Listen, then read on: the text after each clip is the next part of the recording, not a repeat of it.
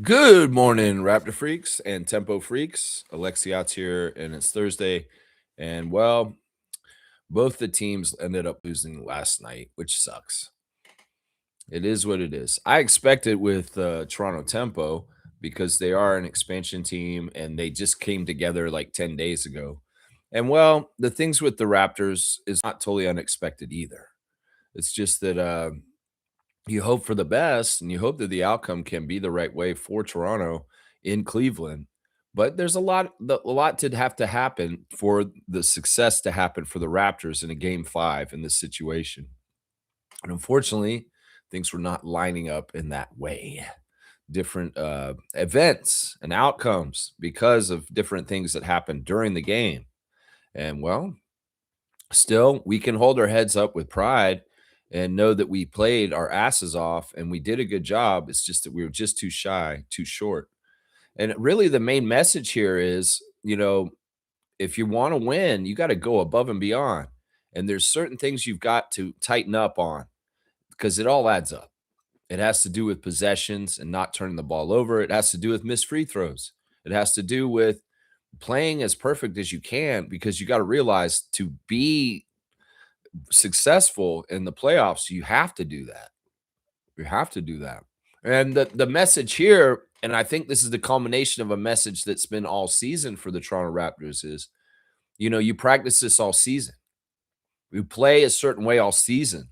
And we got to be honest, the Raptors have not played a tighten up game for most of this year. There's been very erratic and different ups and downs. And honestly, I've thought this whole year. I was like, they're really, really good. It's just that they need to tighten up. They're just doing dumb stuff that they shooting themselves in the foot, whether it's missing free throws, causing unnecessary turnovers, not really understanding and respecting just how important each possession is and how doing things as best as you can really does add up to success. So I think that the most important thing from last night is the Raptors get the lesson, understand it, and next year for the whole 82, they practice it in theory and they practice it from the first game of the season all the way to the last of the season, 82nd game. And they just get better at that kind of thing. That's the next stage in this rebuild. That's the next stage in the progress of this young core to get better. Now they're not done yet. They can still pull this off, but it's difficult. It's more difficult, and the odds aren't in their favor. But they got to take it step by step. Win on Friday in our home arena, which is a good chance that they'll win game 6, and there will be a game 7 on Sunday. But then this game 7 on Sunday would be the tough thing. But who knows? Maybe they do get by them. And I don't want to say that they're done because they still have games to play.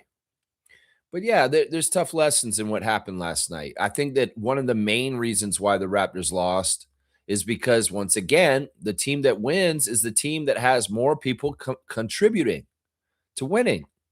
When you have, a few guys getting 20 points on the other side, and you have stars of yours going away because they're hurt or just not having them in the first place quickly, it's tougher to go with your best talent and your best weapons when some of them are missing all of a sudden and the other team doesn't have to worry about them anymore.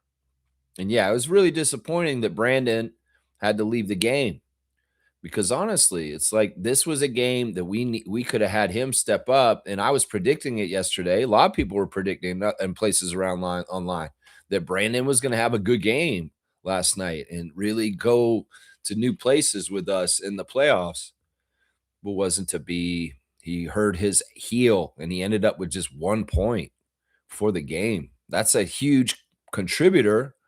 The dead note on the piano that's not there to give their share of things. Meanwhile, the Cavs are finding an unsung hero in an old friend of ours, a man who's very much knows how to win basketball games in different places, a man who's steered his country's team, Germany, to FIBA World Cup championship and doing similar things to what he did last night to us. This is what Dennis Schroder does. And this is why I have an immense respect for him. Is because, other people can look at him and say he's a joke. Talk about that contract situation with the Lakers and this and that. He gets traded so often. What a joke. He's a joke. No, that man's a winner. That man understands basketball.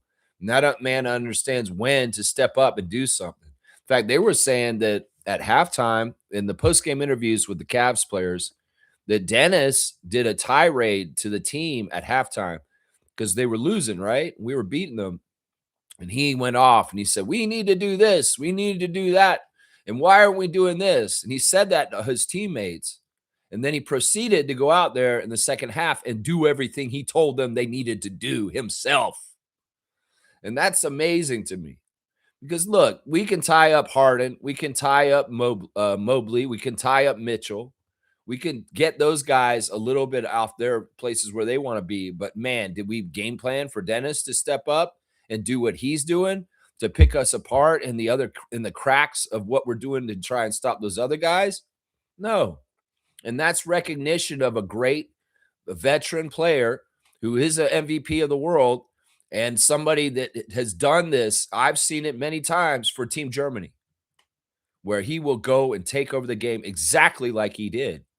You know, he walked us to the basket like a dog and made the little layup, and then it opened it up, and then he started hitting his three, and he got 11 points in the fourth quarter.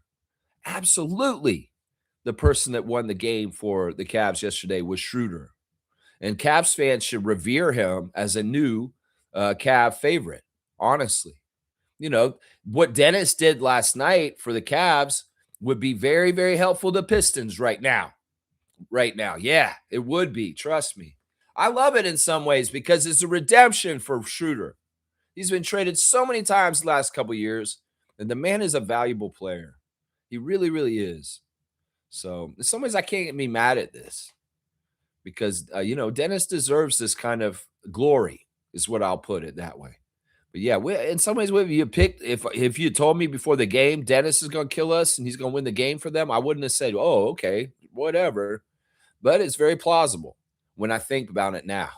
It's very plausible because it did happen. So yeah, we're going to do the reactions to both games. I got the stars of the games. We're going to go over this first tempo game last night. It's very fun. Very difficult to watch both games at the same time. So I did go heavy on the highlights for the tempo game afterwards just to catch a feel of what happened in that game. And it's such an orientation game because we're learning the team. We're learning the players for the first time and getting a first look at the court, the jerseys, the crowd, the coach, and the players together. And there's it's orientation. It's just like, hello, we're introducing ourselves, and this is who we are. You know, they did a great job. They were winning in the middle of the game. The game arcs for both games were similar. The Toronto teams did really well and were leading at the middle of the game. In fact, certain people that are fans of these teams were texting me and saying, oh, it's so great. We're doing so good. And I'm like, yeah, this is the middle of the game. And y'all are getting a little too cocky and a little too sure of yourself because there's a lot of time to play for both games last night. And, well, it wasn't to be. The Connecticut Sun have more connection because they've played as a team together in some ways with some of their players. We haven't played together as a team yet until yesterday. And, well, they got it together. They played good defense, and they came back and beat us by the end of the game in the fourth quarter.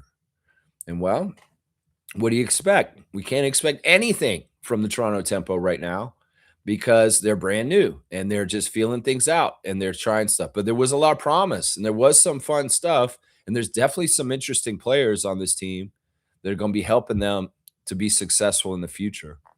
So, yeah, it was a tough game, and they did mirror each other. There was a very nice period in the middle where, well, yeah, Toronto teams are winning. We're feeling good.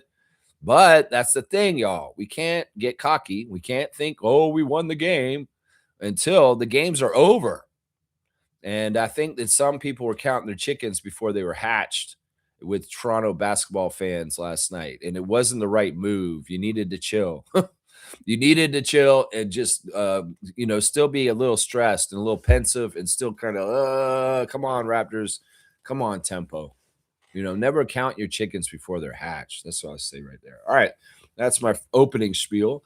Let me see what y'all are saying. In fact, I would have loved to have a double W this morning and talk about 2 wins instead of 2 losses.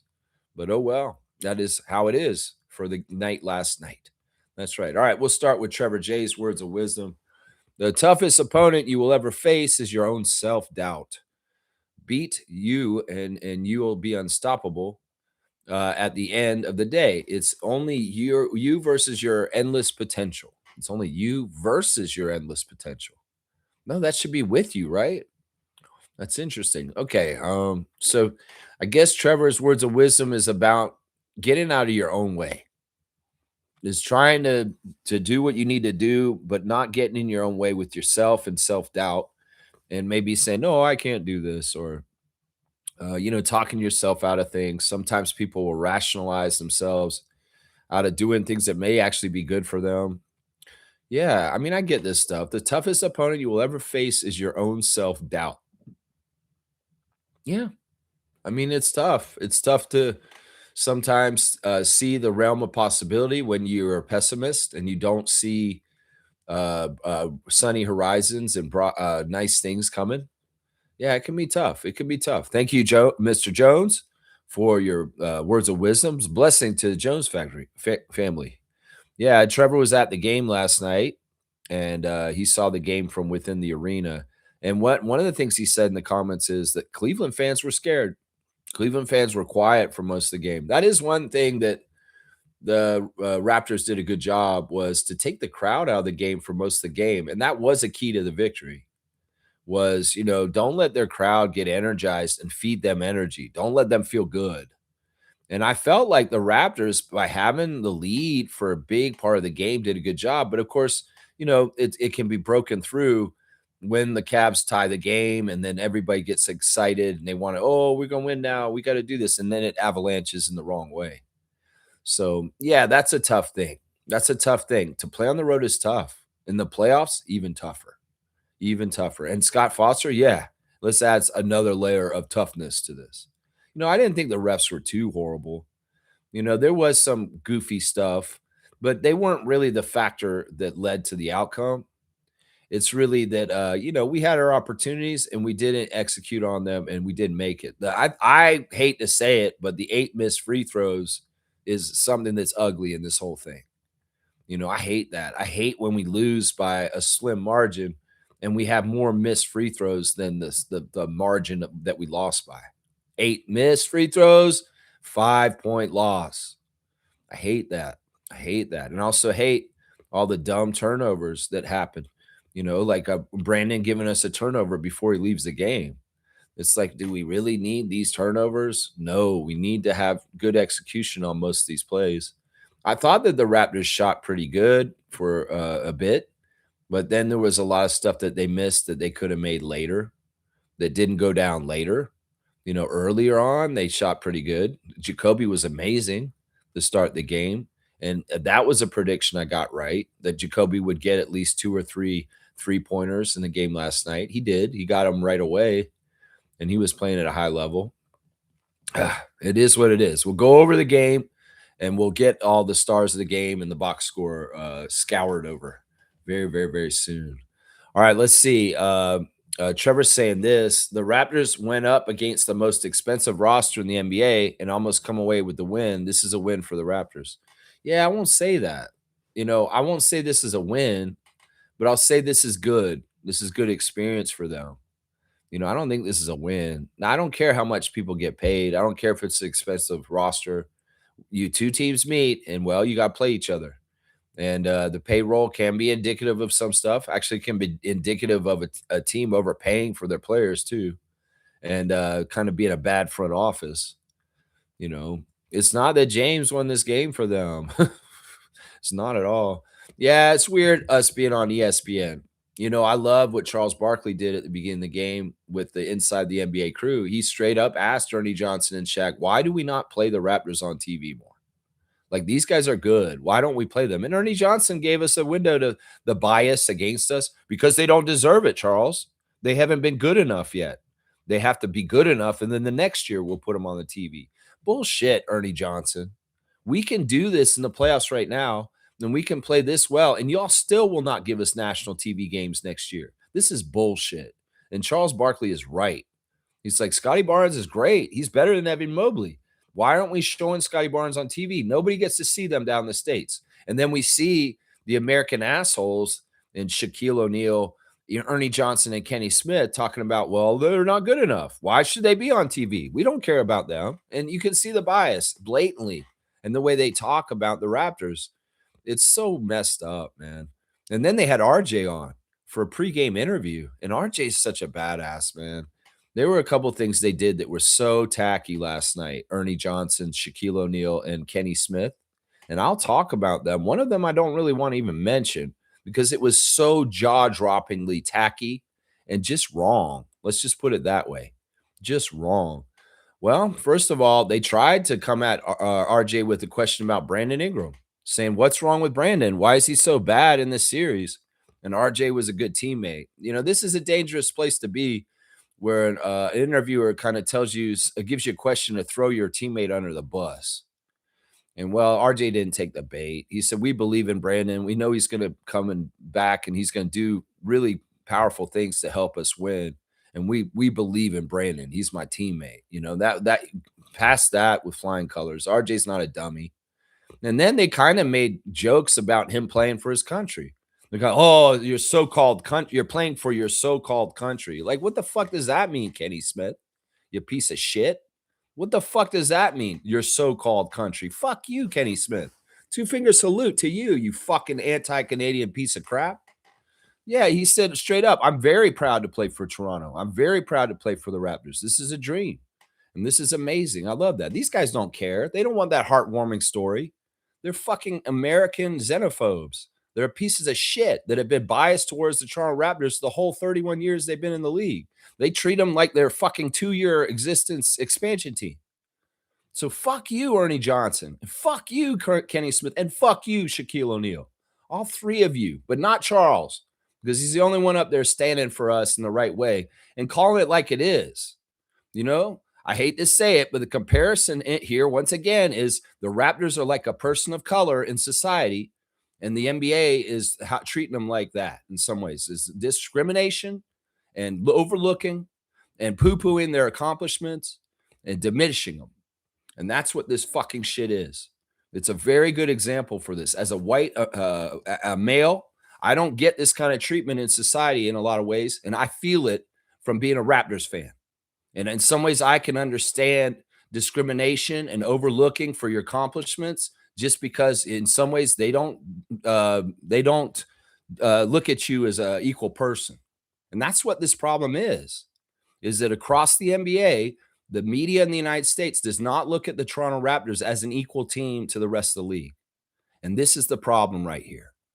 The worst thing they did, though, was another thing they did that was awful was they told RJ to his face, we don't think you're this or that, and all this. And RJ said, we don't give a shit what y'all think. He said that straight to their face. And I was like, RJ, yeah, tell them that. He said, we don't care what anybody else thinks. He said that straight up to their face, and they had nothing to say to that. They said something rude to him and something on the down low, disregarding the Toronto Raptors. And RJ said, we don't care what you think, to them in the interview. He said, all due respect, guys, I love you guys. I appreciate you, but we don't care what you think. He said that to them in the interview. I was like, yeah, RJ's tell him the fucking face. Tell him the fucking face. And then in some ways they were a little like, whoa, the audacity of RJ to say that, the Canadian on the Canadian team. They were a little shook. And they didn't know what to say to that. In some ways, Shaq should have been like, that's right. Say that. Say that. Yeah. We don't give a shit about what you think inside the NBA because y'all have not been covering the NBA correctly for a long time. Hell, you don't even know half the players' names sometimes inside the NBA. The worst part of that interview, though, was what they said about Shaq after the interview. They made allusions and allegations that Shaq has had former relations with RJ's mother after the interview. How unclassy is that? How unclassy is that? Kenny Smith brought up, hey, Shaq, don't you know RJ's mom from LSU? What the fuck are you trying to say? And how disrespectful is that to a young man who's in the NBA? What are you trying to say, Kenny Smith? What are you fucking trying to say about RJ's mom? That's disrespectful. That's disrespectful. And RJ didn't hear them say that because he was off the air already. Well, what the fuck kind of cowardly shit is that? And what are you trying to say, Kenny the Jet Smith, you sorry ass piece of shit who owes everything in the world to Akeem Olajuwon, you sorry piece of shit? What the fuck? I don't know what Shaq did or how he knows RJ's mom, but why the fuck would you be so unprofessional to bring up private relationships on television? Are you taking a slight at Rowan Barrett Sr.? Are you taking a slight at Rowan Barrett Jr.? That's the fucking problem I have with inside the NBA. Y'all are old as fuck at this point, and y'all honestly do need to go away at this point. I thought that maybe it was great that ESPN has held y'all on and brought you over to the new network there after TNT closed. But at this point, I'm like, fuck y'all. Get the fuck out. Ernie Johnson, you look like you're half dead already anyway. And fucking Shaq and Kenny don't need microphones in front of them anymore. Charles needs another job, though. Charles needs another job after this. But the other three guys can go fuck off for the rest of their lives. Seriously, I'm sick of their shit. I'm tired of them. And honestly, if y'all are the change is y'all go to ESPN and you go tabloid, like mentioning relations between people on your show and the mothers of players in the league. If you're going to be like that, fuck y'all being on ESPN and changing for the worse on that channel. So there's a little rant for the inside the NBA crew and how they treated us last night. You know, I should have known from the pregame and how they were going at RJ like that this game was not for us and that Scott Foster would be helping the Cavs to win because this is the programming for tonight on ESPN by Adam Silver and the broadcast. It's disgusting, Adam Silver. Did you watch that game? Did you hear Kenny Smith say something about RJ's mom before the game? Disgusting. Disgusting. But yeah, that's my 2 cents on the pregame with Inside the NBA on ESPN and their sorry ass show. Man, y'all have fallen off bad. I hadn't been watching y'all for a few years, but you're really bad. And Ernie Johnson, why are you such a miserable old piece of shit at this point? You used to have a light to you that's joyous and positive. You used to be the person in the middle of all those guys that held it down and kept it right. But now you just look like an angry old piece of shit at this point. So fuck off, Ernie Johnson. I'm glad you're still around and you beat your health problems, but fuck off, man, because something happened to you at some point. And you're dark energy now, Ernie Johnson. You're a dark energy person. You used to be a very beautiful, bright, positive, lighted person, but you have a dark energy now, Ernie Johnson. And I don't know what the change is. It's sad to see a bulb that was so bright burn out like you. That's what I say to that. Yeah, let's keep going in the chat. That's right. That's right. Let's see. Trevor's saying this. From what I've seen from the young Raptors, they have a lot of fight left. Yeah, I mean, they are taking the heart to get themselves tired out for the whole game. And we've seen these guys sweating and breathing hard and doing it the way they're supposed to, playing it all on the court. And, you know, the energy match from the Cavs was there last night. Very frenetic, very physical, very up and down. Both teams were very much trying very hard. And there's no slouch in that. It's just that we have depleted people. You know, we're already down IQ. Brandon is gone in the middle of the game. And Colin Murray-Boyles disappeared last night. In some ways, we didn't see Colin move like he has in this series so far. He was just a little bit more sheepish, less energetic, less aggressive, and less of a factor. And that's something we didn't need. And then you add in Scotty got a quad injury from a knee from Thomas Bryant, and he was hobbling, and he wasn't able to totally be his most aggressive physical self that he's been in the last couple games. He said he was trying, but he was kind of beat up in the game last night. He also got scratched across the eye at one point and couldn't see at one point too. So in some ways, we were a little beaten down and not at our full strength for sure. And BI leaving the game, I didn't even notice that somebody's like, okay, Darko's not playing BI because he's not effective. No, it's because he actually left the game and he's not coming back. He re-aggravated his heel injury. I don't know, man. I don't want to Winders this. I don't want to think about is Brandon injury that bad? Is he soft? Is he just like, no, I can't do this. If I fail, everybody's going to say this. So I'm going to take it easy, Jonte, and sit out. Oh, no, my heel hurts, Dr. Alex. I got to go. Meanwhile, Scotty's out there taking a quad contusion and a rake to the eye, and he's not asking to get out. I don't know. Either way, I just want Brandon to do successful things for the Raptors to reinforce the fact that he should be on our team. That's all I want. Anybody who thinks I'm overly critical of Brandon, I just want his success to shine through and help us. That's all I want right now. And it's not that I don't like the guy personally. It's not that I don't want him to be on this team. But if it's not going to happen, if he's not going to be there for us, then what is the whole thing about him? That's what I'm saying. We waited a half a year for him to come in and play for us. He was mysteriously like, nah, he's just going to sit out the whole year. We're going to really, really get him right. But I kept thinking, man, let that man play if he can. But no, we'll let him in. We waited so long for him. We got him for most of this year. He was healthy. And now when we need him the most, he's disappearing the hedge like I would say Harden and Mitchell would be doing right now. So it doesn't look good either way. A lot of people get hurt this time of year. And well, is it that you're more worried about your long-term career and things like that? Or are you not worried about the short-term Raptors success in the playoffs? Either way, it doesn't look good. I don't like the fact that he's out of the game and he's out all of a sudden like that. Kevin Durant kind of shit is what I'm saying. Yeah, I'm not saying I don't know if Kevin Durant's too hurt to play right now for the Rockets. But some people have different abilities to play hurt than other people. Some people will play hurt when they really know things are on the line. I'm just saying, that's all I'm saying right now. Brandon, I hope you get better fast because we need you for Friday. And if I see you on the injury list, I'm like, well, okay, I guess we're cooked. And Brandon's going to get the rest of the summer off to go ahead and get his heel right.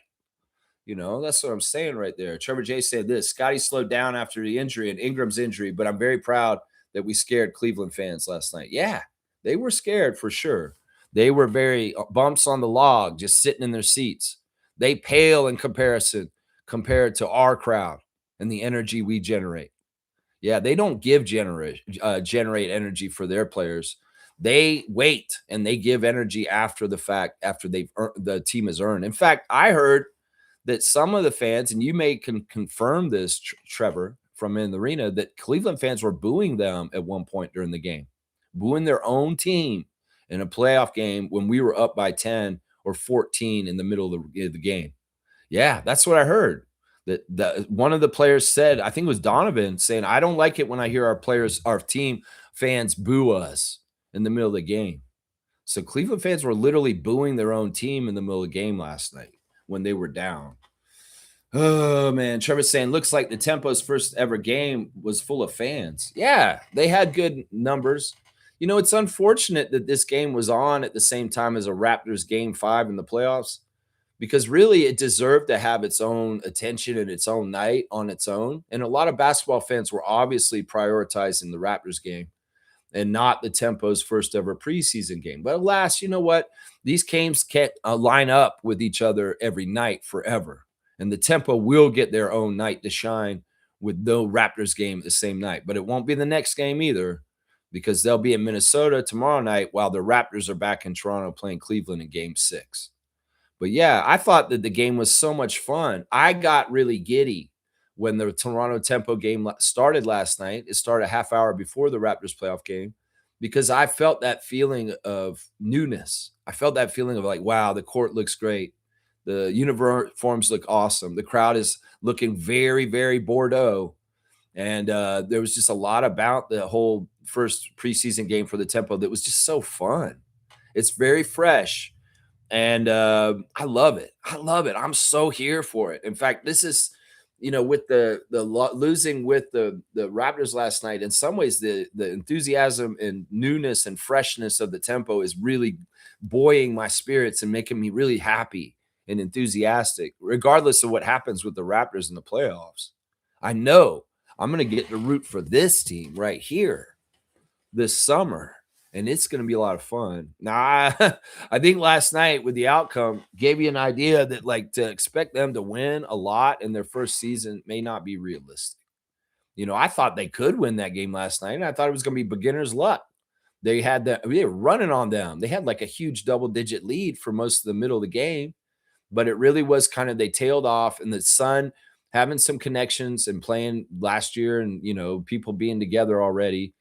They showed that they had team effort and team syncopation with each other more than the Tempo. The Tempo are a collection of women that just came together 10 days ago. And, that matters in basketball. Familiarity and how long you've been together matters. And the connection between the Tempo not being there exactly right leads to a lot of turnovers, leads to a lot of miscommunications, leads to not being very efficient together as a group. And that's all going to be worked out by Sandy. She's not upset. She was laughing at the end of the game. This is preseason, it doesn't count. And this was their first step in the pool. And then their first opportunity to see the feel and how it's going to be. And there's a lot to be worked out. Trust me. There's a lot. And we didn't even see the main players on our team really last night. We saw some of them, but we didn't see Marina. We didn't see Brittany. We didn't see Julie Alamon. We didn't see some of the girls, the women that are still over in Europe. They're coming over still. And they showed signs yesterday. All of a sudden, I hadn't seen any signs that Maria Klendikova is interested in coming to play for the Tempo. But all of a sudden, now she's won her Russian championship. That's right. Another Tempo champion yesterday, where Maria Masha has won the Russian championship. So we have another international champion on the Tempo team. Well, they posted a congratulations to her and she reposted it. So maybe she is going to still show up and come in as a backup big for the Toronto Tempo and Sandy Brondello very soon. Because all the signs were pointing to like Masha's not interested in playing for the Tempo. She's not posted anything. Then the Tempo haven't really been posting her either. But now all of a sudden it's showing signs that maybe she is, because she's done with Russian league. That could have been the thing that it was, is that like she doesn't want to be distracted and thinking about too much at the same time. So she goes ahead and finishes up Russian league before she's like, okay, yeah, I'll come over and I'll be with the Tempo now in Toronto. So yeah, let's see what else is going on with y'all in the chat here.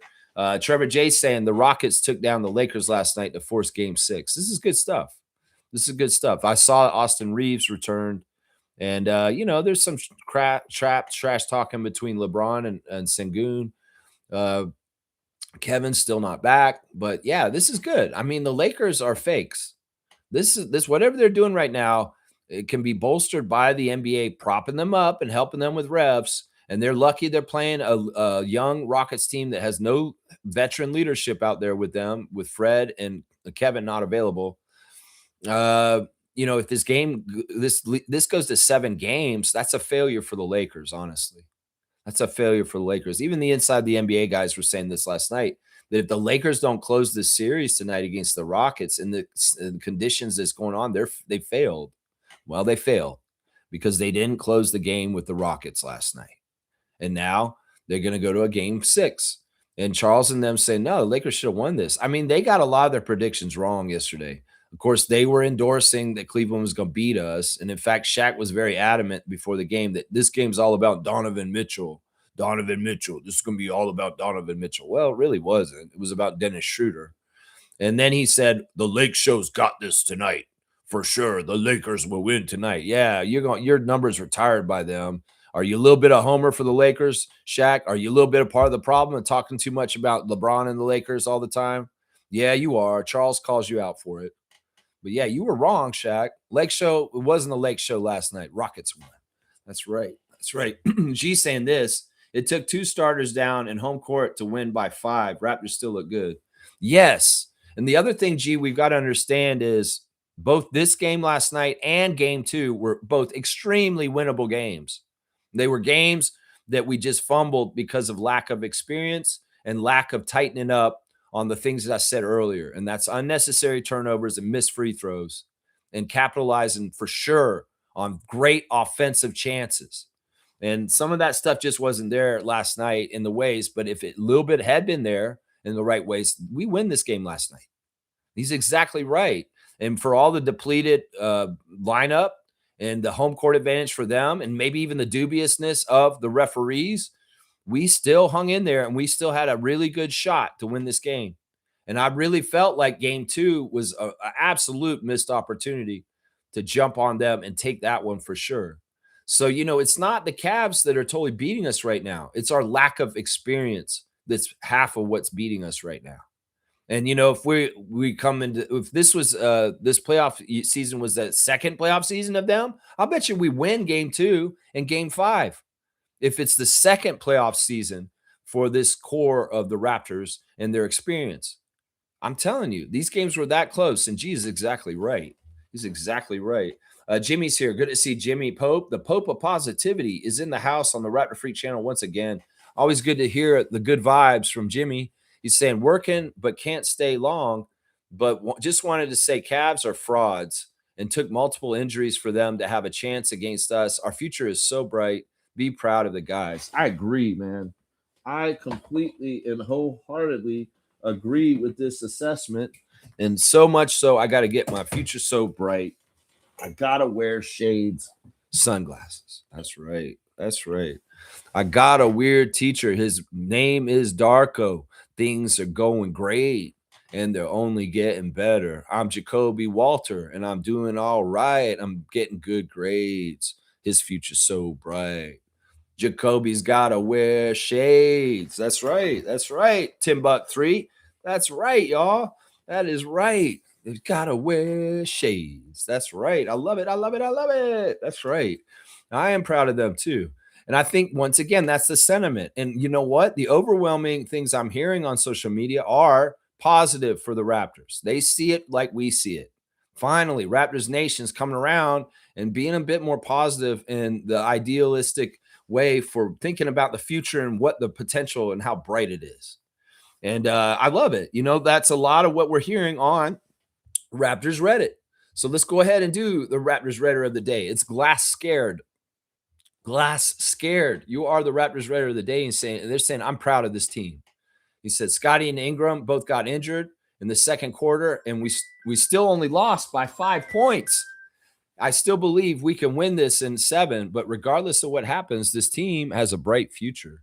Yeah, I totally believe this. I love this kind of post, and we're seeing more of these kind of posts all over Reddit and Instagram and Facebook and all the places of social media. All right, Seymour, you can call me back and go ahead and do it if you want. I'll take your call. I just wanted to finish that segment right there. I know that was Alberta calling just now. I saw it on the phone. So hopefully we'll get the 4 quarters with Seymour Pape very shortly. I know you stopped calling because you saw me in the middle of a segment. But yeah, I'd love for you to call, Sheriff, if you'd like to call back. Reggie is here. Good to see Smooth Brown Man, a Raptor Freak trivia champion. His name is on that trophy in the corner. You see that big, tall trophy in the corner? That's the Raptor Freak trivia trophy. All right, we got our guy. Yeah. What's going on, my guy? Yo, I'm cheesed, bro. I'm pissed, man. Like, you know what? I don't know if it's because I'm so mad. I'm going against what you guys are saying right now. Really? All right. Let's do this. Maybe we can work this out together because I want us to be on the same page. But yeah, let's get the counterpoints here, Seymour. Come on, let's get. Check this. This is what I'm going to say. Our future's not bright. This is what I'm going to say. Our future's not bright. What? Last season, when the season ended, before we took CMB, when we were all saying Malawak, this and that, the one thing I said, draft for durability. Yeah. I even said it, I said clear, durability is key. And I'm going to show you why this messes us up. The reason why we're in this position, because I think we could have finished higher. Yeah. Pirtle was out. Health, right? Yeah. We can't put it on him, but it's a health thing. His back went out. Now look in this playoff series. You got CMB's hurt. You got Scotty's hurt. You got Brandon's hurt. Yeah. These are our future guys, and they're all banged up. And not to mention, it's not like this is their first injuries. These guys sort of like Scotty injury prone is sort of, it's a question to me now. Same with Brandon. CMB had college injuries coming in, and now he's hurt again. Like he started this, I think he missed the first game of the season because of injuries. Now he's hurt again. So what my only thing, like we have the talent for the future, yes, but durability is key, man. You need guys to show up. You need guys to be out there to play. You can have the most talented players in the world, but if he's not durable to be out there, what's the point? Yeah. And I like that's my only thing. I see the talent is there, yes. Talent-wise, the future is bright, sure. But if we can't see the players out on the court, what's the point? Like, honestly, durability is key. Sure. All right, all right, we'll do this in a friendly debate format here. And it's not that Yeah, I'm for sure. going against you or anything. I'm just going to state my perspective in this subject. So hopefully I can illuminate it a little bit more. The NBA is a hard league, and it's becoming more and more fast paced, more physical because of the allowing of FIBA rules. And also because we've got coaches like Darko that want the players to run like crazy all over the place. So there's a lot more faster collisions. There's a lot more screening where people are hitting people. And that's why they've made that rule about the offensive foul. The thing about being a GM in the NBA right now, you have 18 roster spots and you want to have as much as you can have deep with talent for the next man up mentality, because it is a given that every single one of the 30 teams is going to have people out. And I understand your concerns. And, we can look at people like Jakob and IQ and things that have happened the last couple of years and be worried that, like, well, we can't be our best selves if we don't have the best ability, and that's availability. I get that. Mm-hmm. But this is the thing. This is part of the grind. This is part of the attrition of playoffs. And all the teams in the playoffs are going to be feeling nagging injuries. Some of them will have injuries like Kevin Durant where they have to leave. Some of them will have injuries like Scotty, but they will still persevere and play through them. And it's different people with different levels of what they're willing to do. Some guys will play with a broken foot, like Larry Bird did a long time ago, or Isaiah Thomas played with a broken hand. Happy birthday, Zeke, by the way. And some people will get a hangnail and they'll say, I got to leave and sit down. That's the factor of durability that you got to look at more, is what is the willingness of soft or hard as far as the player? Are you Ben Simmons or are you Scotty Barnes? And you're going to go out there and take licks and you don't want to come out. Because it's a thing. Scotty can get hurt, but if he's not leaving the game, is it a problem, Seymour? That's the thing. And I mean, it's only a problem. And let me show you why I think it was a problem that he stayed in. Someone pointed out in the chat that the moment he got hurt, you could see it was noticeably visible that he slowed down. Yep. Now we all know if you slow the game down, the advantage goes to Cleveland. If you speed the game up, the advantage goes to Toronto. So what if he slows down? There's no point in having him out there, because now you're giving the advantage to Cleveland by slowing down the game. You need to keep the game going. I don't think if he technically, all right, when he said he slowed down, it's not about that he slowed down and didn't do anything to help us. What we're talking about is the new Scotty in the last few games where he was super aggressive, coming to the basket and dunking it on their heads. There's different levels of Scotty doing things to help them compete. And because of the quad contusion, he was limping. He was visibly limping afterwards. You saw him. He had a little bit of trouble walking for a little bit right after it. And like my dad said, sitting next to me during the game, he's going to walk it off. And he did. And he continued to play. But that means in some ways, maybe his burst isn't there for him to do the explosive rim attacking that he's been doing the last couple of games. And you take that away from him. Brandon's not there. RJ tries to shoulder most of it, and then nobody else is kind of filling in the rest of it for them. That's part of it. But in some ways, you can't get too down about this, because once again, we're a work in progress. We're learning. Yeah, for sure. And, and the things with injuries are, it's luck sometimes. And we can't factor in the idea that, okay, the Raptors are going to have problems with injuries for the next couple of years. I don't think that could be true. That may not be true at all. We may actually be very healthy also. Because it comes and goes. It's not, there's no set science to injuries. And like, okay, it very much can take away a team's season because there's overwhelming injuries for a year. But with everything, we want to wish the positive outcomes and the possibilities for them that they will extremely be healthy. This is why I do my prayer every game to help them, is because I pray for them to not get hurt and to not have to leave the game and stuff like that. But this is just part of the whole landscape. It's why if you were a champion, you don't necessarily have to be the best team. You have to be the luckiest team, and you also have to be the healthiest team, and you have to have a lot of things work out in the formula for you to get all the way to Larry O'Brien. And it's the same every year, and all the teams go through this. It's not specific to us. It's not specific to us. So I hope that maybe that gives you a little bit of a ray of sunshine. I believe they'll stay healthy. I believe we'll build off of this. I believe that Bobby Webster will add more talent to this team.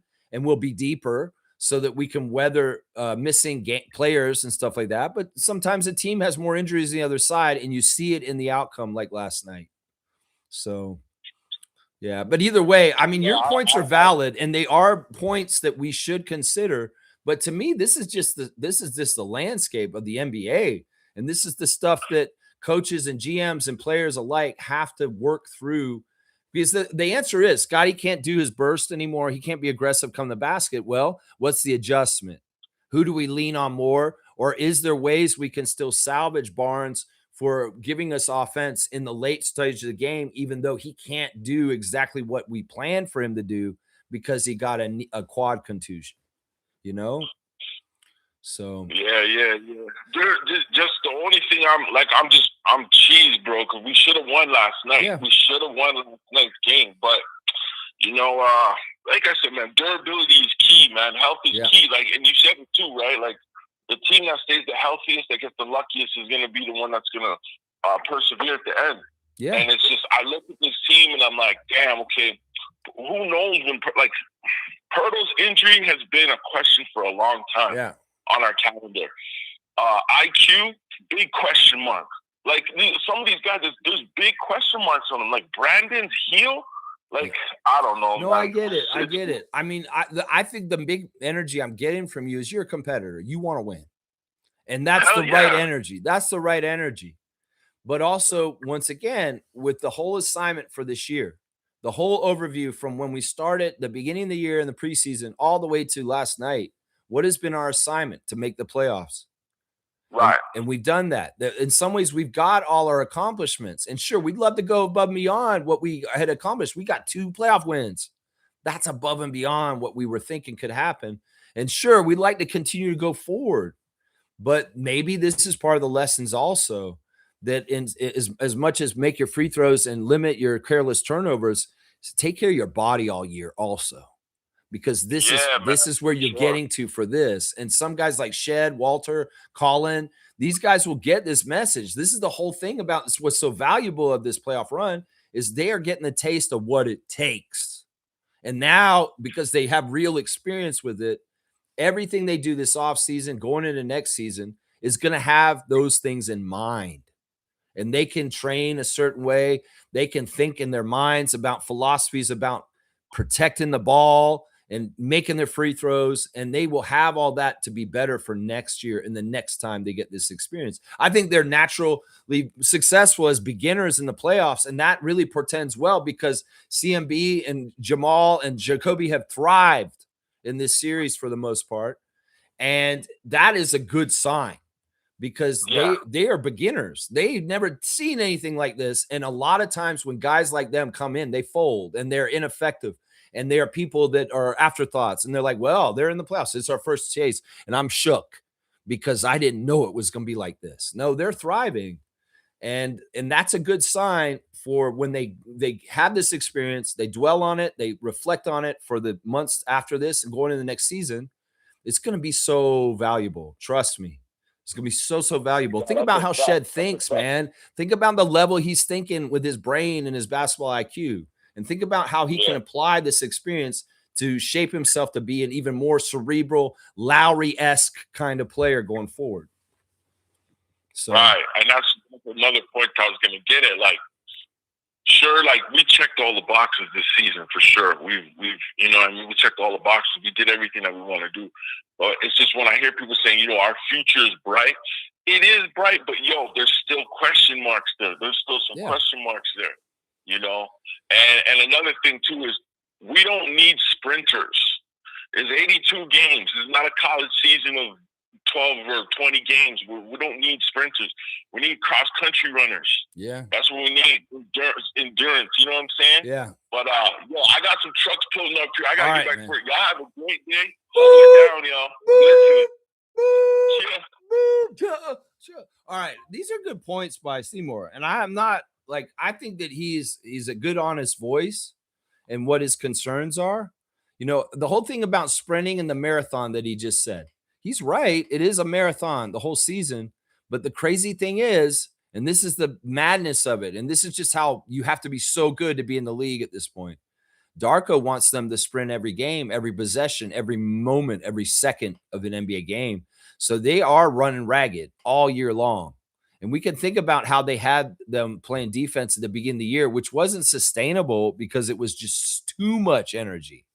But that's also part of the method of the madness is you build them up and get them used to being so exhausted and working so hard and working so crazy all the time that when you do get to the postseason like this, it's second nature. It's you got to balance it though. You don't want to overwork them the whole season where you're wearing them down and there's more injuries, but also you want them to work that muscle of being endurance and strong and running around like Darko does, because that's part of his philosophy and that's part of what leads to them playing at a very high level of intensity in the playoffs right now. So it's a tough thing. I wish that Seymour had a more positive outlook about what's coming up for them, like us. And I'm sure he will come around and he will see some of it more as time goes on. But nothing's guaranteed. The future isn't guaranteed in the world in major ways besides basketball right now. So it's like, yeah, we don't know what's going to happen with the Raptors next year because we don't know what's going to happen in the world in general next year. So we got to take it for while we got it, and we got to do what we can and just think the best of what is the possibilities for next year and the young guys on our team, and think, the signs are that Colin Murray-Boyles has a huge area to grow into. Scotty has other levels to go to for sure. Brian Macon and Darko both say that. Jacoby and Jamal are going to just become more seasoned NBA players as time goes on. It'll only be in their second year this year. So, no, it's definitely true. And I know he gets cheesed when I say the future's so bright, but it is true. It is. It is. And, this offseason, Bobby Webster will have some tinkering around to do to try and improve our team so that we can have an even better shot next year. So that's the stuff we got to do. Man, I love when Seymour calls me. I appreciate him so much. And it's too bad he has to go unload a truck right now. But, I like the kind of conversation where we can talk through different things. Availability is so important. Durability is important. But, we can't predict that and we can't kind of control that. We can only wish and pray that these things are good for the Raptors. That's what I'll say right there. That's right. That's right. Let's see. Yeah, I love that Reggie's proud of the heart of the Raptors team. I love that. Yeah, they've shown a lot of heart and a lot of compete. And that's fantastic. They're in some ways like ESPN kept putting on the broadcast, all these stats against us. Toronto's never won a playoff game in Cleveland. Toronto's playoff experience is less than one single player on the Cleveland team in James Harden. I get all that. And their negative ass crazy stats and how they show it just shows once again this hate towards us, this bias, and that they want to just show all this ugly stuff about us. Oh, the Raptors haven't scored in 5 minutes, all this kind of stuff. They love pointing out our failures. Oh, yeah, they do. And they will shade and overlook our successes. That's part of the whole machine with ESPN and the NBA American media coverage of us. That's just how it is. Fiercey's here. Good morning to MJ. Good morning, fam, and happy Thursday. Tough loss as we were leading most of the game, but injuries derailed us, I believe, as well as shots not going in the fourth. Dennis Schroder. It's just purely that, Fiercey. We love Dennis. We watched a lot of Dennis on the Raptors. We watched a lot of Dennis on Team Germany in competitions. RJ and Dennis against each other from Canada versus Germany. It's there. And there was chippiness between them. We saw a little bit of something where Scott Foster had to come over and get in between people. We saw a little something between James Harden and RJ Barrett because James Harden wanted to take the ball over at the Raptors bench. And RJ was like, no, he wasn't having that. I love this. I love how overprotective RJ's being right now. And he's not taking no disrespect right now. And James, in some ways, what he did was innocuous, but also RJ understands ball and he understands that shady kind of bullshit. And he was like, no, we ain't doing this.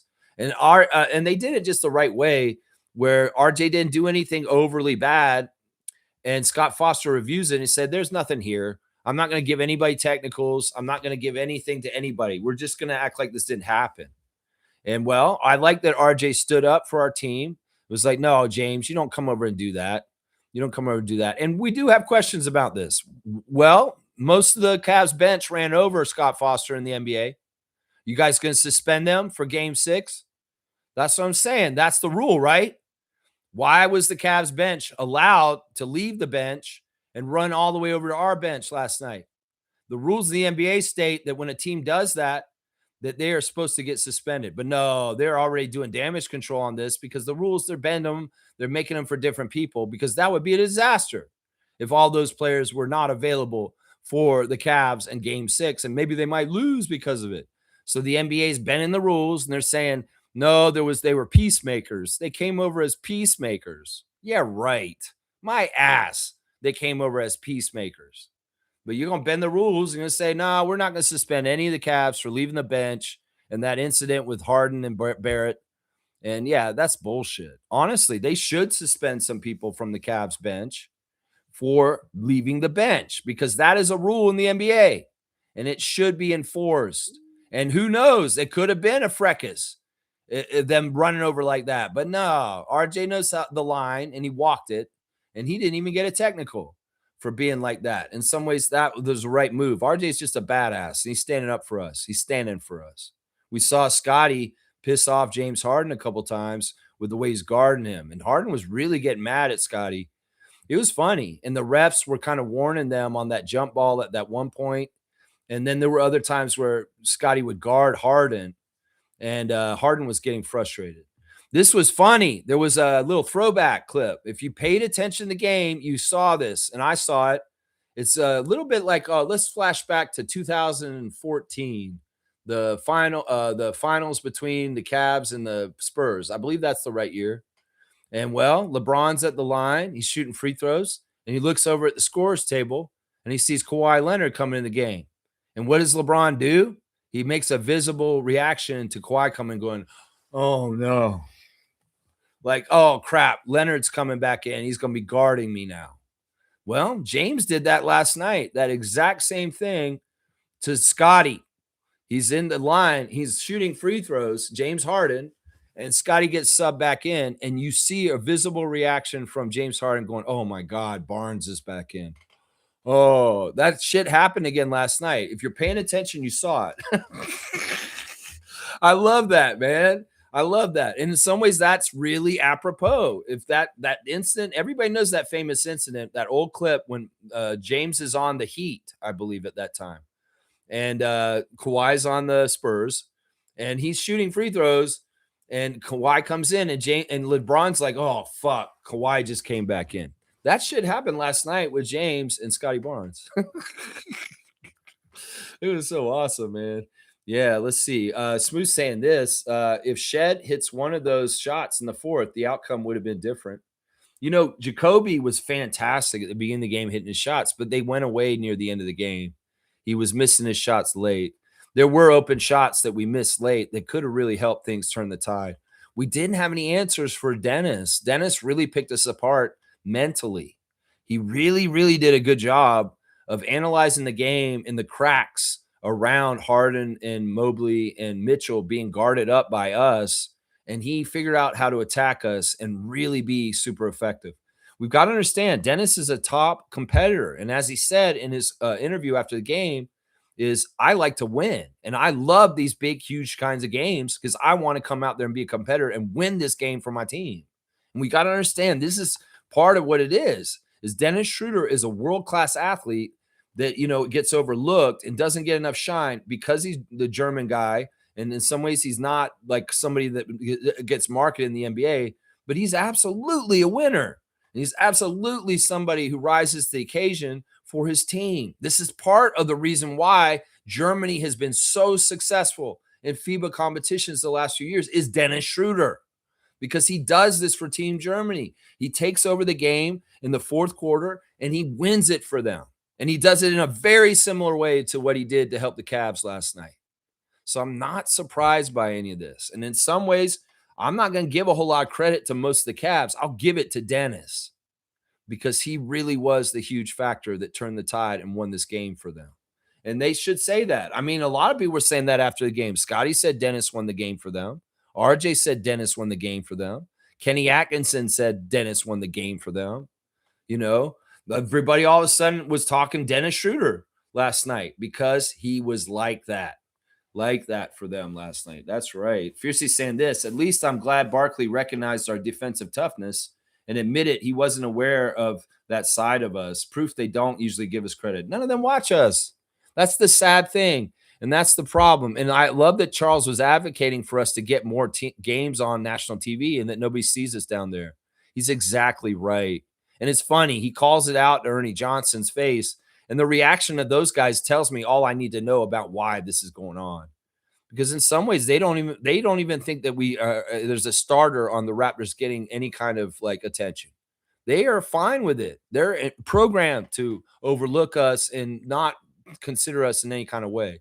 And Charles is crying out to them, y'all, Toronto's been a good team and they've done good things for a long, long time.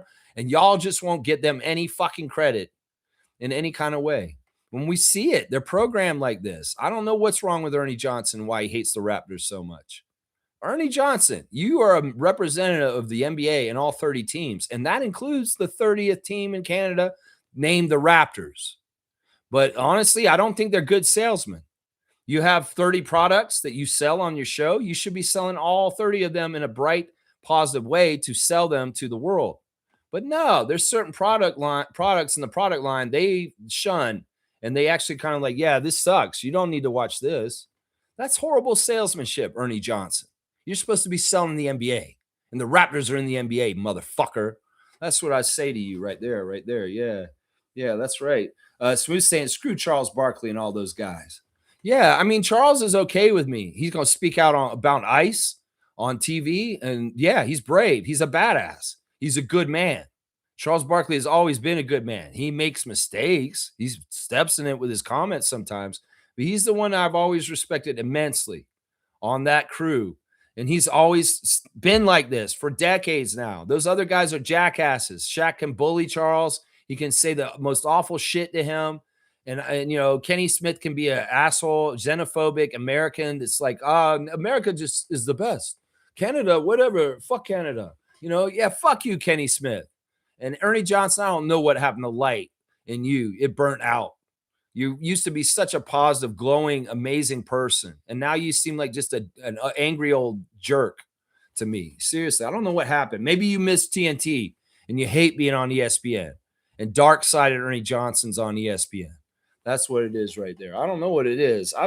It's sad to see how the mighty have fallen because they really were the best NBA TV segment show ever in the history of the NBA. And now I look at them and I see what they're doing and I'm just like, what is this pathetic shit?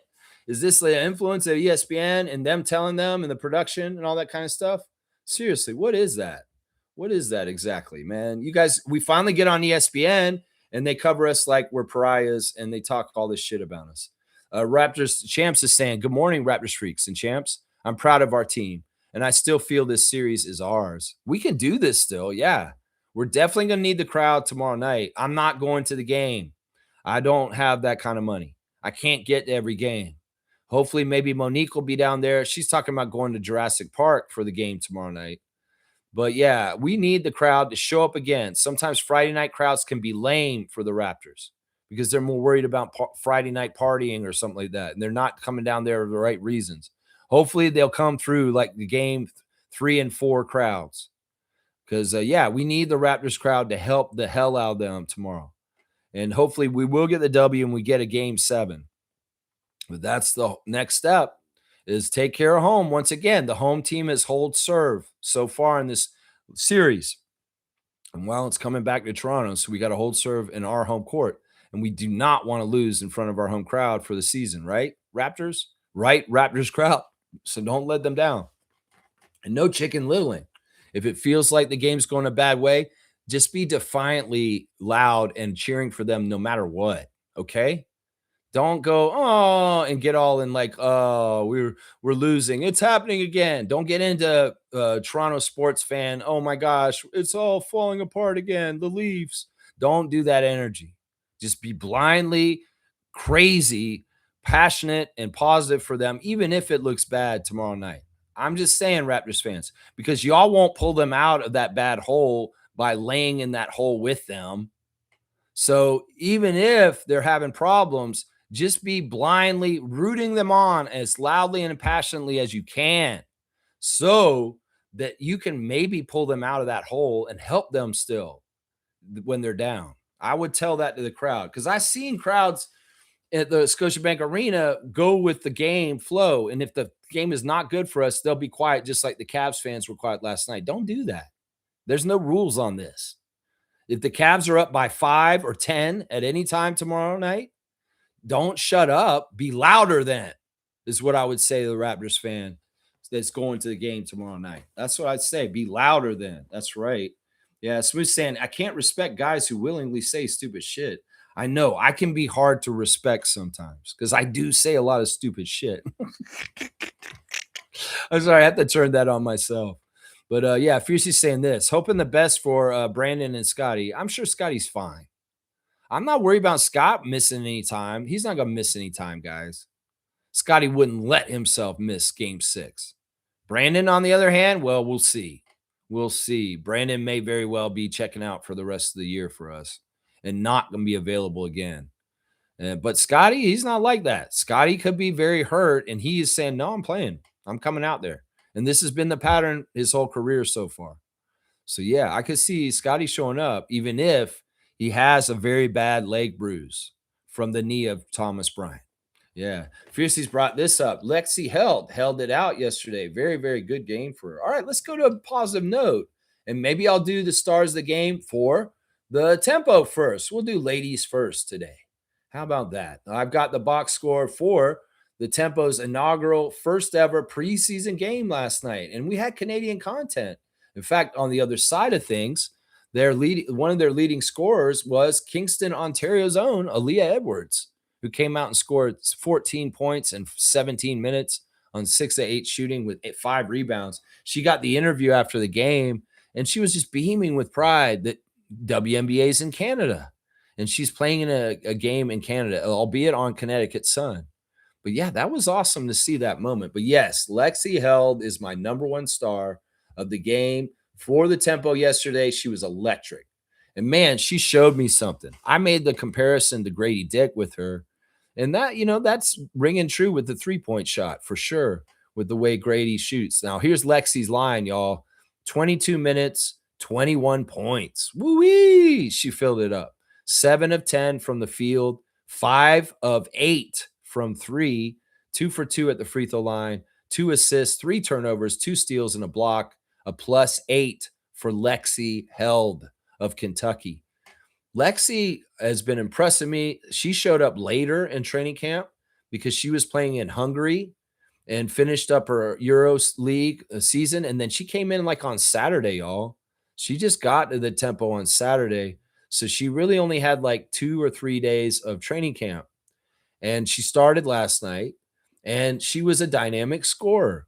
She was a dead eye on threes, very much had that battle dick energy as far as hitting those threes when they're wide open. And she even had the ability to put the ball on the floor and drive to the basket. And she had a quick first step and turning the corner and getting around her defender and really good athletic finishes. And she's very good free throw shooter too. She got the line and she's money, money, money. She's also the most visibly exuberant Tempo player. She is smiling and beaming like sunshine and just loving the moment of being inaugural Tempo and all the newness and freshness and fun of the new court, the new jerseys, the new teammates, the new opportunities. And Lexi Held took that first opportunity in the first game, and she kicked some butt, and she was definitely the player of the game for the first ever Toronto Tempo game in any form, the preseason game last night. So salute to Lexi Held. She's excited to be a Toronto Tempo player. And honestly, she's going to be a great player for us this year. She's on the team. Trust me. She is going to be a great 3-point specialist. And I expect big things from her down the road too. So yeah, she's my number one star of the game. And honestly, she was by far the best player for the Tempo yesterday. I'm going to give my stars a little bit weird today. I'm not going to give them exactly to people you might think, but I only have 3 stars for this game because honestly, it was a very balanced game with 12 players playing and getting very even minutes. There wasn't like starters that played for like 30, 40 minutes. A lot of the players played under 20 minutes, everybody for the most part, except for Lexi and Temi. They played 22 and 21 minutes, but most everybody played that. So there wasn't really huge games. There was a lot of solid contributions across the board. My second star of the game is the WNBA reigning champion, Aaliyah Nye. Now, some people would say, whoa, Aaliyah Nye didn't do a whole lot in the game, but she was just fantastic. She was very efficient. 17 minutes for Aaliyah, 6 points on 2 of 2 shooting from 3. She made 2 shots. That's the only 2 shots she took, and they were both 3-pointers in different situations. One of them was run around the screen, and one of them was just on an opportunity to step up and shoot. And she was so dialed in. I was impressed with it. And I liked her efficiency. She didn't do a whole lot in the game. She had 1 assist, 2 turnovers, and 2 steals also, but she was a plus 19 while she was out there. So in her 17 minutes, the tempo outscored the Sun by almost 20 points. So there's some sort of defensive factor along with the efficient shooting that gave me the want to give the second star to Aaliyah Nye. Yes, she didn't get a whole lot of points, only 6 points, but she was perfect 2 for 2 from 3. And that was a nice little sampler platter of what's possible with her. My last star of the game in this one is going to be from Team Nigeria. It's Liz Balogun. Yeah, Liz was very active out there and versatile. And it wasn't a huge game by her either. 15 minutes, 6 points on 3 of 5 shooting. She missed both her threes. Those were the 2 missed shots. 4 rebounds. She was on the boards, 2 turnovers, and +8. She had a winning effect on the game. I feel like Elizabeth Balogun may be on the fringe of making the team. It could be that she's not necessarily for sure, and she's working hard, but she looked very versatile in the game yesterday. She's a guard, but she's a strong guard. And in some ways, I guess maybe her comparison could be like the player type of Elijah Martin, like a shooting guard with strength that's going to go inside and like muscle people, even though she's guard and she may be shorter. Also, a very good rebounding guard is what I would say too. So it was interesting to see her characteristics in action finally. And, you know, she's a rookie. She's never played in the WNBA. She just first came over here, but she had a good first showing. Honorable mention to Laura Yuskati. She was actually kind of the best player on the court for them at times because, man, she's very interesting. The Lithuanian, Juicy, she's a very interesting player. She's a lot taller than I thought. She's like 6'1". And as Sandy called her in the post-game press conference, she's an athlete. And she just wants her to be out there playing athletically in very good ways. And she was doing a mix of things. 19 minutes for Laura Giuscati, 10 points on 3 of 8 shooting. She was 0 for 1 from 3, 4 for 6 at the free throw line, 4 rebounds, 2 assists, 3 turnovers, and 2 steals, a -17 though. I was impressed with her. If she's another one of these fringe players that may or may not be making the team from training camp, I say get her. Seriously. Even though I gave the star to Balogun, she's a guard, and we're guard heavy. We need forwards, Monica Wright-Rogers and Sandy. And Laura Yuskati is an active, versatile player that can do a lot of different things on the court, and she seems like a keeper for the season. Plus, she has a really nice attitude, and she works hard. And she looks like a tough player. Like, you guys want grit on the team? Well, she's ready to hit the floor and get after it, it looks like. So, yeah, I really like Laura Giuscati, the Lithuanian player for us, with 10 points and 4 rebounds.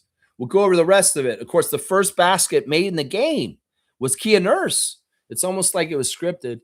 There was a little bit of she was running up court and stop and pop, and they found her, and she nailed it. And so the first ever basket scored by a Tempo player, it is preseason, was Kia Nurse with a 3.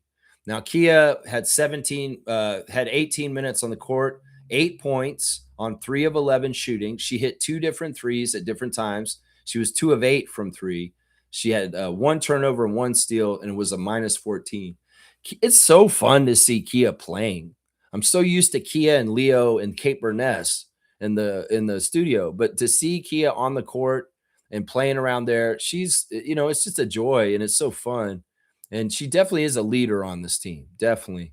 Going through the rest of the box score, Temi Fag Benley, started the game, and she was kind of like the big center for us. 21 minutes, 4 points on 2 of 3 shooting. She missed her only 3. She had 3 rebounds, 2 assists, 2 turnovers, 3 steals, a +9.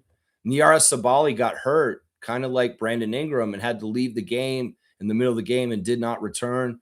She had 10 minutes with 2 points at the beginning of the game with 2 free throws. She missed her only 2 shots, 1 rebound, 1 assist, and she was a -7. Kiki Rice, the rookie, started the game and had 17 minutes, 5 points, 1 rebound, 2 assists, 3 turnovers, and a steal, a -6. Not the, she had a lot of good signs of stuff. She's a very good ball handler. She's a very good floor general, I can tell. But she's so green, and this is such a new level she's learning that, she wasn't super impressive, but she looks like she's going to be a very skilled player. Very, very skilled player. Tiani Key came in off the bench and didn't score. She only managed to grab a rebound and had 2 turnovers and a steal. So, yeah, the second round pick didn't look that great, but she was out there mixing it up. And at some point, she actually got elbowed in the face. There was a player on the other side that was kind of really a load, a Leisure Walker. And she's a big center kind of player. And she was very physical. And in some ways, she was dirty, honestly. She was hitting people in the head. And she hit Tiani Key at one point. It's like, welcome to the WNBA, Tiani. Yeah, you might get an elbow to the face. Christy Wallace of Australia got 5 points off the bench, 2 rebounds, 3 assists, and 1 turnover. Dara Mabry came in, missed all of her shots, and got 0 points, 3 rebounds, and 1 assist. And then Madison Roki was actually an honorable mention in this game. 14 minutes, 11 points. 2 of 6 from the field. She made all 7 of her free throws, 2 rebounds, 3 assists, 3 turnovers, and a steal, a -13 for Madison. Yeah, she was kind of impressive too. You can tell that Madison, Elizabeth, and Laura are players that are on the cusp of making the team or not, and they may be a part of the decision. Monica and Sandy said that they aren't deciding anything about roster cuts until after the game tomorrow night. And, they're not in a rush. In some ways, they may still have a practice or 2 on Saturday and Sunday, and then finally make that final roster cut sometime during the week next week. It's going to be tough to make the decisions. And this game and the game tomorrow night will have a factor in what they decide. So, yeah, I think that Laura did the best job of saying, I should be on this team.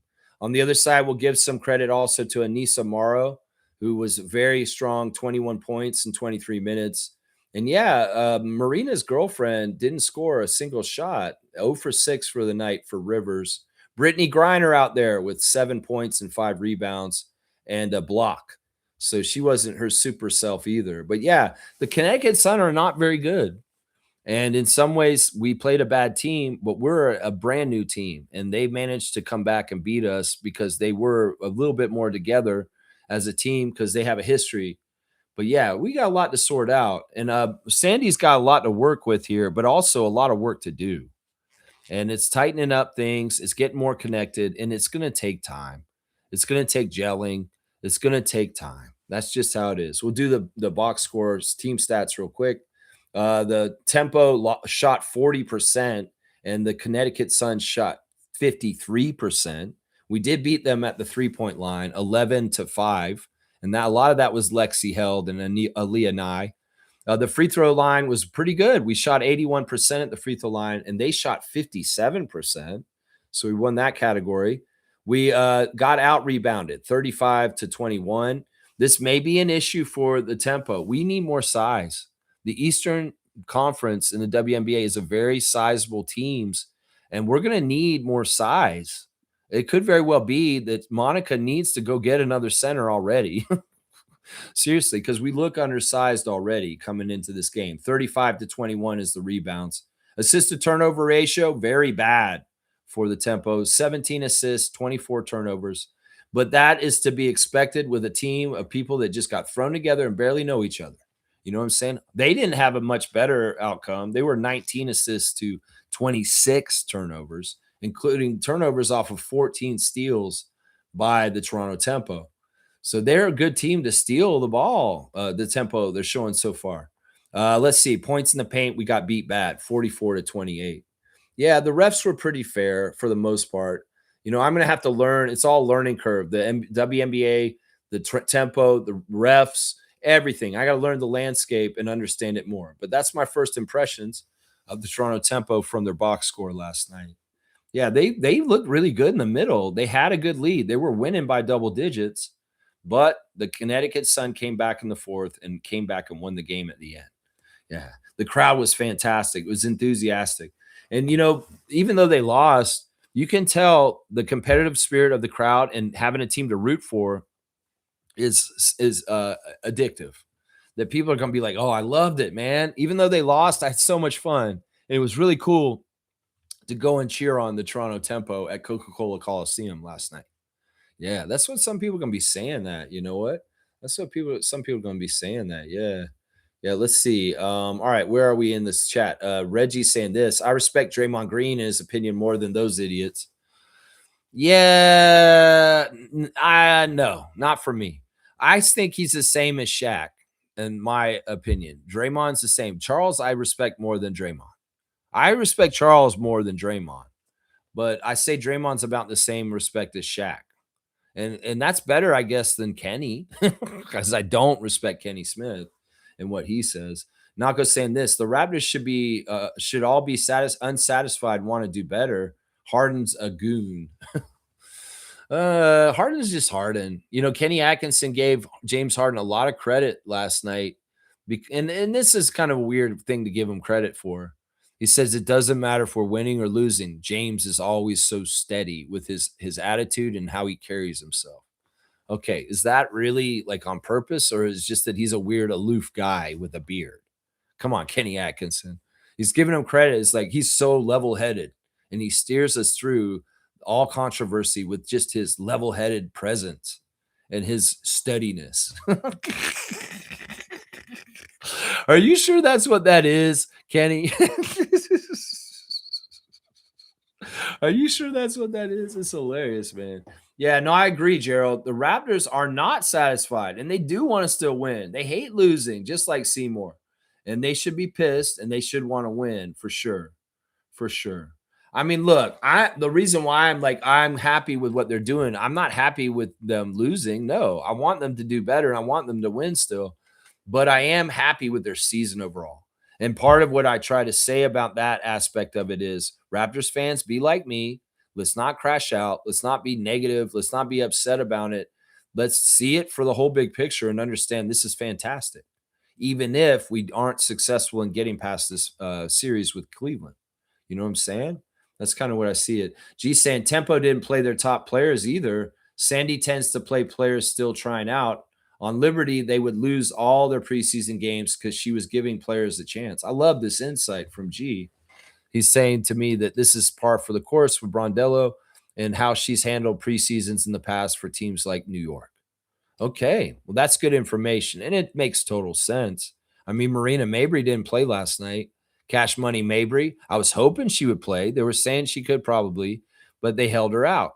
And Brittany wasn't there either. And Julie was there, but she was in street clothes. And I'm really happy to see Julie Alamon around the team. And, she's just got to get integrated in, conditioned with them. And then who knows? Maybe she'll play on Friday night. We'll have to see who gets in there, but it could very well be G's right. And that Marina, Brittany, Julie, any top players are not going to be appearing even in the game in Minnesota on Friday night. That's a bit of a tougher game. That's a tougher team. And, well, maybe they will want to have Marina out there. Maybe they won't. I don't know. It could very well be she just wants to see the players that are trying to make it the team in training camp. That could very well be it. Yeah, Fiercely saying kudos to RJ for proudly representing us and not feeding that BS question about BI. Such an amazing teammate. I guess the cutthroat Knicks media prepared him well. Laugh out loud. He's just very savvy and smart. I wouldn't even give the Knicks credit for that. I think it's his dad. I think Rowan Barrett Sr. has been in the public eye as a player himself with Team Canada and having to do interviews, and also him being in charge of Team Canada and still, being a statesman for the basketball in our country and a leader and a representative of it in some ways. His son is a representative also of not just basketball in Canada, but their family. And, I get the vibes from Rowan Barrett Sr. that, he really taught RJ in a lot of different ways from a young age how to act in certain ways in these situations. So this is probably something that was, much like Gary Trent Jr.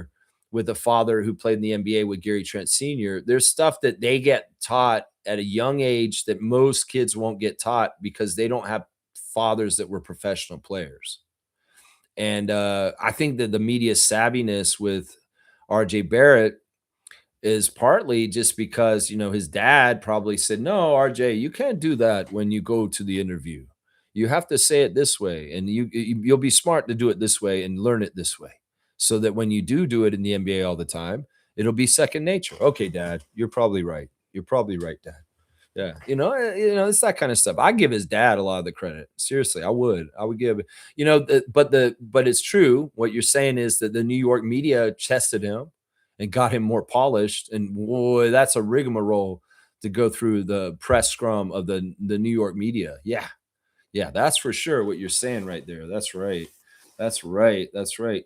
Let's see. Smooth saying this. Smith is an overrated piece of Rockets history, not worth the accolades he gets. I know he's such an egotist too. Charles was talking about the Rockets team that he was on with Olajuwon, Drexler, and Mario Ellie and Matt Maloney. And he brought up that team and he said Matt Maloney and Kenny Smith was such a little shit. He says he had my spot, is what he said right after that. And as a Rockets fan, Reggie, what do you think of what he said that? He said, yeah, Matt Maloney took my spot, is what Kenny said. Kenny, you're such a loser, bro. You know what I know you for? Because in some ways, you should have never been in that spot on Inside the NBA. I'm sorry. I never agreed with you. I was like, why is this second-rate player up there with all-stars? Seriously. That man did a dunk at the free throw line with his back to it, put the ball through the hoop. That's probably what I remember about you the most. I don't remember your ass in the Rockets championship games and you doing big, huge things to help them win. I know you did, but that's not my memory of you. My memory of you is in the Sacramento Kings with your back to the basket with your flat top, and you did the ball through your legs and turned around and dunked it. That was an innovative dunk. To me, that's your highest achievement. I know you're a two-time champion with them, but honestly, it's the dream. Come on, the dream gave you those rings. Come on now. Yeah, I love that a longtime Rockets fan, a very, very historic Rockets fan, and Smooth Brown Man is saying this about Kenny Smith right here. He's overrated piece of Rockets history. Could you even say this, Reggie, since we're on the Rockets tip here? Would you say that Sam Cassell was more important to the Rockets championships than Kenny Smith? I would. And he was a rookie the first year they won. And then he was a second-year player the second year they won. So, yeah, some people would say that. Sam Cassell was more important to that team. Otis Thorpe was more important to that team. Robert Ory was more important to that team. That's right. Fierce is saying this, very disappointed of Inside the NBA, no class and pure trash. I mean, it was very unclassy of Kenny Smith to bring up the connection between Shaq and RJ's mom. Like, what are you insinuating, Kenny Smith? Are you trying to say that Shaquille O'Neal had sex with RJ Barrett's mother? Is that what you were trying to say, Kenny Smith? How classy is that? And it just shows ESPN's a tabloid piece of shit TMZ of sports and Laker Glazer nation. That's all it is. That's what that is, a network like that. Seriously. Kareem saying this, as I said before, this isn't a loss. We held it down. We were undermanned. Cavs and their fans may feel good on the outside, but the inside, they know the injury of BI is what propelled them to the W. Look, Cavs fans can't feel sure about nothing. And if they're celebrating that they think that they won this series already, well, let's make them pay for that. Let's get that. Yeah, let's get that. Yeah. Smith saying he always pisses me off, Kenny Smith. Yeah, I've never really totally liked him. I liked them as a group and I put up with them, but he was kind of the one I've always disliked the most. I mean, when Shaq bullies people, I hate him the most. But Kenny's kind of a personality that I'm like, dude, you're too cocky for who you are. Yeah, you got 2 rings and you say that to Charles all the time, but your fucking career is so much worse than Charles Barkley's. Even if you are a 2-time NBA champion and he is not. Your career is nothing on Charles Barkley, a dream teamer and a Hall of Famer and an all-star. Are you in the fucking Hall of Fame, Kenny Smith? No, you're not. So that's it right there. Seymour saying, I'm too cheesed to talk, yo, pissed. Well, I'm glad you did call in and we did talk about it. Seriously. Randolph's here. Good morning to Randolph Phillips. Blessings, beloved Raptor freaks, fam. Until you walk a mile in someone's shoes, you will never fully know what it takes to endure and do what they do. Yeah. That's why, in some ways, you can't judge people for who they are and what they've been doing because you don't know their path and what they did. Unless they're doing crimes and they're actively out there hurting people, sure, judge them. But if you see somebody destitute living in a tent in a park, are you going to call them an asshole and wrong for doing it? No, it's the system that failed them. And you can say, oh, they're a horrible person because they're poor and they have to live in their car in a park. That's what the evil forces out there want you to think about these people. No, these are people just like us, and they have fallen through the cracks. And, the narrative shouldn't be, oh my gosh, all these people are living in the woods in the park now, and they're in their cars in the parking lots. I hate them. They're dirty. I wish they wouldn't be around here. Well, let's fix society and make it more just and equitable so people can have their own homes. It's the wrong direction we're moving into. And people that judge people's for that kind of stuff, shame on you. Because honestly, you could be that person closer than you think. And don't get all snooty and say, why are all these people living in tents in the park? It's because society is failing. It's because greed is bad and it's gotten out of control and it's robbed them of their livelihoods and their ability to have a normal life in a house with family there. Could you imagine being a parent raising your kids out of a car because you can't afford to have a house right now? This is the reality for a lot of people around the world, and it's going more towards this, not the other direction. There's more and more people. People get mad because there's people encampment in Trinity Bellwoods Park.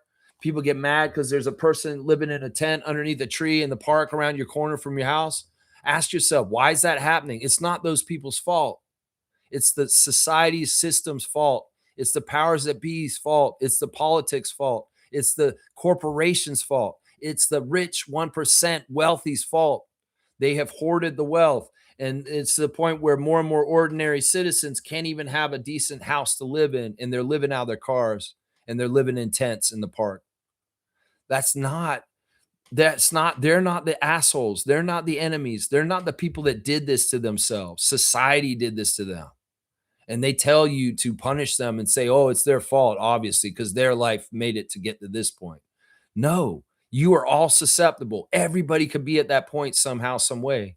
You're closer to that than being Bill Gates. So get over yourself and be more philanthropic and think about them in a way of caring and understanding and wanting to help them instead of deriding them or being, oh, I'm irritated because there's smelly people at the park right now. Well, there shouldn't be smelly people at the park. People should have their homes and they shouldn't have to be there. But greed is good, Gordon Gekko. And fucking pieces of shit like Elon Musk caused this situation. Seriously. That's it right there. That's it right there. Trickle up economics. Take all the money from the poor and make them live in the street. And we'll have 6 houses and 5 jets and 200 cars ourselves. That kind of shit. That kind of shit. All right, let's keep going. Blessings of Phillips family, all the Raptor Freak families. That's right. Stargate saying, I can't believe I'm going to agree with Seymour, but I too am a little peeved that the Raptors lost the game. Sure, I'm peeved too. I was mad. I wasn't happy. I didn't want a double L last night. I was unhappy that the Tempo lost. I'm competitive in that way too. It's like the Tempo in some ways is like, why should you expect them to win? They've never played a game before. It's preseason. It doesn't even count. I was still mad that the Tempo lost. I'm like, dang, I wish the Tempo had won. Different stakes, small potatoes. But yeah, there's a natural competitor in me.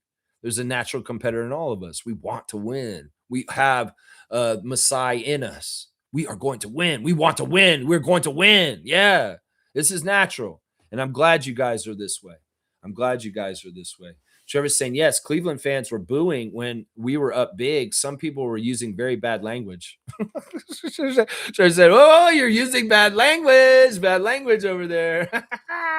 Oh, that's so funny to me. All right, straight goods on Canadian goods real quick. All right, let's talk about this right now. Kelly Olynyk and Grady Dick love Bar Burrito. Y'all know Bar Burrito, right?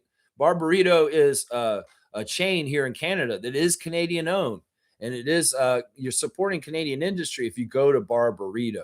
Now, I don't know if they have the Grady Dick chicken taco special still, but maybe they do still. You might want to go and see it and check it out. Yeah, since 2005, Bar Burrito has offered customizable Mexican-inspired meals at Canada's largest burrito chain with 385 plus locations. Our mission is to delight customers with handcrafted meals made from fresh in-house ingredients and a variety of proteins, all within a customer-focused culture. So y'all check out Fresh Mexican Grill Bar Burrito in your neck of the woods. That is your straight goods on Canadian goods. Yeah, and the Raptors often have advertising with them. We saw Grady Dick had his own little dish there, and Kelly when he was in town still. That's right. Yeah, that's hilarious, Trevor. I love that they were booing. Donovan noted it after the game. He's like, yeah, it's tough to hear the fans booing us in our own arena. It's funny. Stargate saying this from my perspective, game wasn't lost, but a lack of skill or talent by a lack of skill or talent, but it was lost in the mind. This is part of it. You know, we got to remember when they use that playoff stat, James Harden's played this many games and the whole entire Raptors team has played this much. This is part of it. Is that honestly, until you go through the playoffs, until you go through this energy exchange and what this level is, you don't know until you do it. And the Raptors at this age group and this group getting their first taste with this group, it's important. You know, Scotty got in the playoffs as a rookie, but he was a rookie. And in some ways, he didn't really know what he's doing. He's here as a franchise player and the number one guy on our team. Now he's got to learn the playoffs at that level with that kind of responsibility. It's not exactly the same as having Pascal and Fred and OG around him in the first time he did it.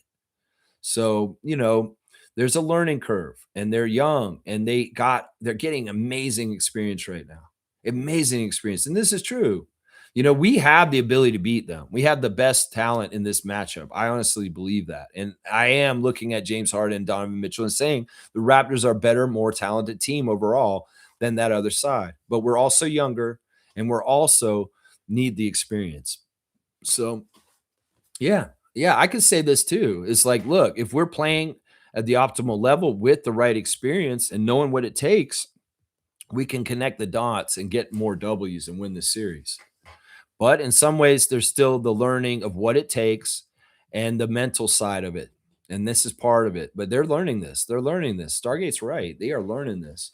Randolph's saying this. Lex, when Brandon went out, the broadcaster said he went to retape his heel. Then the bad news came that he won't return. He has been playing injured. Colin is playing with a shoulder injury too. Yeah, I could see this. Man, I was really unimpressed with Murray-Boyles last night. I really wanted him to make himself bigger and known in the game and throwing his weight around because he's been doing that very well in the first 4 games of the series, even in the losses. But last night he was quiet and he wasn't as big a personality and a factor in the game. And in some ways that wasn't the right energy right here. Could it be that it was like, you're getting a lot of attention now. You've done so good. Oh, I'm resting on my laurels. I've done good. I'm getting recognition. You're not coming to the game with the right kind of gumption this time. You're not as hungry, or is it was on the road and they're in the Cleveland arena and the energy that the Raptors fans fed him in games 3 and 4 was really making him thrive. When coming into negative energy is like, oh, it's not here. I don't have it. I don't know. I was wondering about Colin last night. He didn't have a totally horrible game. It's just that he didn't manage to get double digits. And you guys feel the same way as me. He wasn't as much of a factor in this game last night, was he? No, he wasn't. And when we have guys like Brandon going out, IQ's not even available. Scotty's slightly hurt. And then Dennis Schroder is stepping up on the other side and adding his 2 cents to, let's not get it twisted. Donovan, James, and Evan all got 20 last night. That's more contributions by more different guys on the other side. And we're not getting enough guys on our side to do it. And one of those guys could have been Murray-Boyles, is what I'm saying right now. Yeah, one of those guys could have been Murray-Boyles. Stargate's saying, I think Scott Foster intimidates them and is in their heads. I think they know when he's out there for an anti-Raptor agenda and it affects them. We should have won this game. Sorry. I don't think Scott Foster was that bad, honestly. Giamidis was great. Sean Wright was okay. I think that they were pretty fair, honestly. They gave us a lot of calls. There wasn't completely all the 50-50 calls were going for Cleveland. There was some looking out for us. They respected RJ and they put him on the line a few times, which made me very happy. They weren't that bad. And I honestly, I can't say in my ref manipulation report from last night that they were a huge factor in this. Now, there was some goofy shit with challenges a little bit and fudging things a little bit with the challenges. But other than that, I thought that Scott Foster wasn't really a factor in this game last night. There was some talk between Scott and Scotty. And it's basically politicking and understanding and trying to figure out how you want to call it that night. Giamidis made some calls that were very against the Cavs, and it pissed off the Cavs crowd. So I can't say that the refs, there were even makeup calls too. There was a bad call against us at one end of the court, and then they called it against the Cavs on the other end and helped us out also. So I can't get behind this. I think that in some ways, yes, Scott Foster is intimidating to a degree, but I think at this point, people like Jamal Shed, Scotty Barnes, RJ Barrett know Scott Foster. And they should know how to finagle and work with who he is. And honestly, I mean, in some ways, look, an NBA ref is trying to make it look like they're fair and calling it down the line. And a lot of times they are. It's just when they do stuff that's kind of doesn't seem like it's natural. And it's like, wait, why are they calling it this way? And why are they doing that? That's when a ref manipulation is starting. And it's usually near the end of the game, and it's very poignant to the result. But we can point exactly to why this game was lost. It's Dennis Schroder. And it's Dennis being very smart and as a veteran and being an X factor and lifting his team to the victory. I'm not going to blame the refs for anything last night. I thought that the refs were very fair team crew, even with Scott Foster there. Now, maybe I'm not as good at the ref report as I thought. And maybe there's a whole other level that I'm not perceiving of Scott Foster manipulating this game to make sure we didn't win. And I didn't catch it because he's on that kind of level. There are maybe little subtle things he could do throughout the game that I'm not totally catching that is leading up to some of the things. And maybe you guys catch it and we talk about it in the future. That's right. Yeah, Stargate saying exactly, Lex. It's not the Cavs at all. They aren't doing anything special. Yeah. I mean, I don't think that they're a super great team. And if they get to the second round past us, they might get their find themselves out. It'd be interesting. We'll see who wins between the Pistons and the Magic. And depending on that matchup, I think we would have a better chance in the second round against either one of those teams than the Cavs, because in some ways the Cavs are extremely flawed. Let's just put it that way. Extremely flawed. Trevor's saying this heel injury is very uncomfortable. You never had one. You would not know how it feels to stand and run on. Yeah, I mean, I like you standing up for Brandon, but just like Seymour said, availability is the most important ability. And, whether it's because of a legitimate injury or whatever it is, it's still annoying when you're counting on somebody to be there and you want their input and their help, and they're not there. They just disappear. And, I don't know how bad Brandon's hurt. I don't know how much pain he's in. I hope he feels better so he can play on Friday. That's what I would say. Stargate saying, I just hope they force a game 7. Well, we got a good chance. Our home advantage is very, very good. And, I don't want to see us lose on our own court. I would love to get a game 7 opportunity because, once again, that's a whole other level of experience and very important kind of stuff for our young guys to feel and get. It's a very good thing to experience a game 7. So let's push for that. I have a good feeling we'll win tomorrow night. So hopefully we do. We'll have to see. Reggie's saying this. It's a bruised thigh for Scotty, I think. Warm it, wrap it, and pray for a game 6 win. Yeah. Scotty's a tough guy, especially if, they're playing for their season on Friday. Well, how much do you really want it? That's another part of it too. Some of these guys, are like, yeah, collecting checks, and they're not DeRozan code. And they're like, yeah, oh, you mean we're going to be able to be done if we lose this game? I'm kind of ready for vacation. It's a little bit like Nick Nurse in the playing game with DR DeRozan and everybody kind of being like, yeah, we're ready to just have break and be off for the summer. That's the thing. How much do these guys want to continue to play? How much do these guys want to continue to progress in the offseason, in the postseason, or they want to go to the offseason now? That's part of it. And if there's not the right kind of effort tomorrow night and they're like, yeah, we're ready to just go out, well, we'll call it out if it does seem like that. But I want to see them playing for their lives. I want to see them playing for their season. I want to see them go all out. And so I think that's how they'll be, honestly, because you don't want to squander these chances. And the allure of a seventh games in a series, an opportunity to get that experience for the first time is important. So they should be trying to go for that. They should be trying to go for that. That's right. That's right. Let's see. Smooth saying, yeah, heel inflammation is no joke. Really unlikely Ingram plays the rest of the series, in my opinion. Well, that's just unfortunate. I'd say take a cortisone shot and just get yourself okay just for the game, just enough for that. And that's that.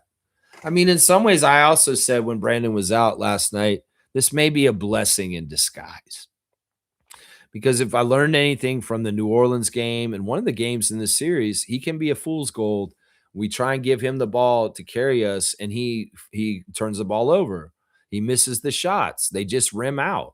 In fact, at the beginning of the game last night, he got good looks and they didn't go in. He shot and it went again. And I'm like, bro, tighten up. You're supposed to be laser focused. Kobe Bryant's not rimming out shots like that in these stakes of kind of games. So why the fuck are you rimming out shots, Brandon Ingram?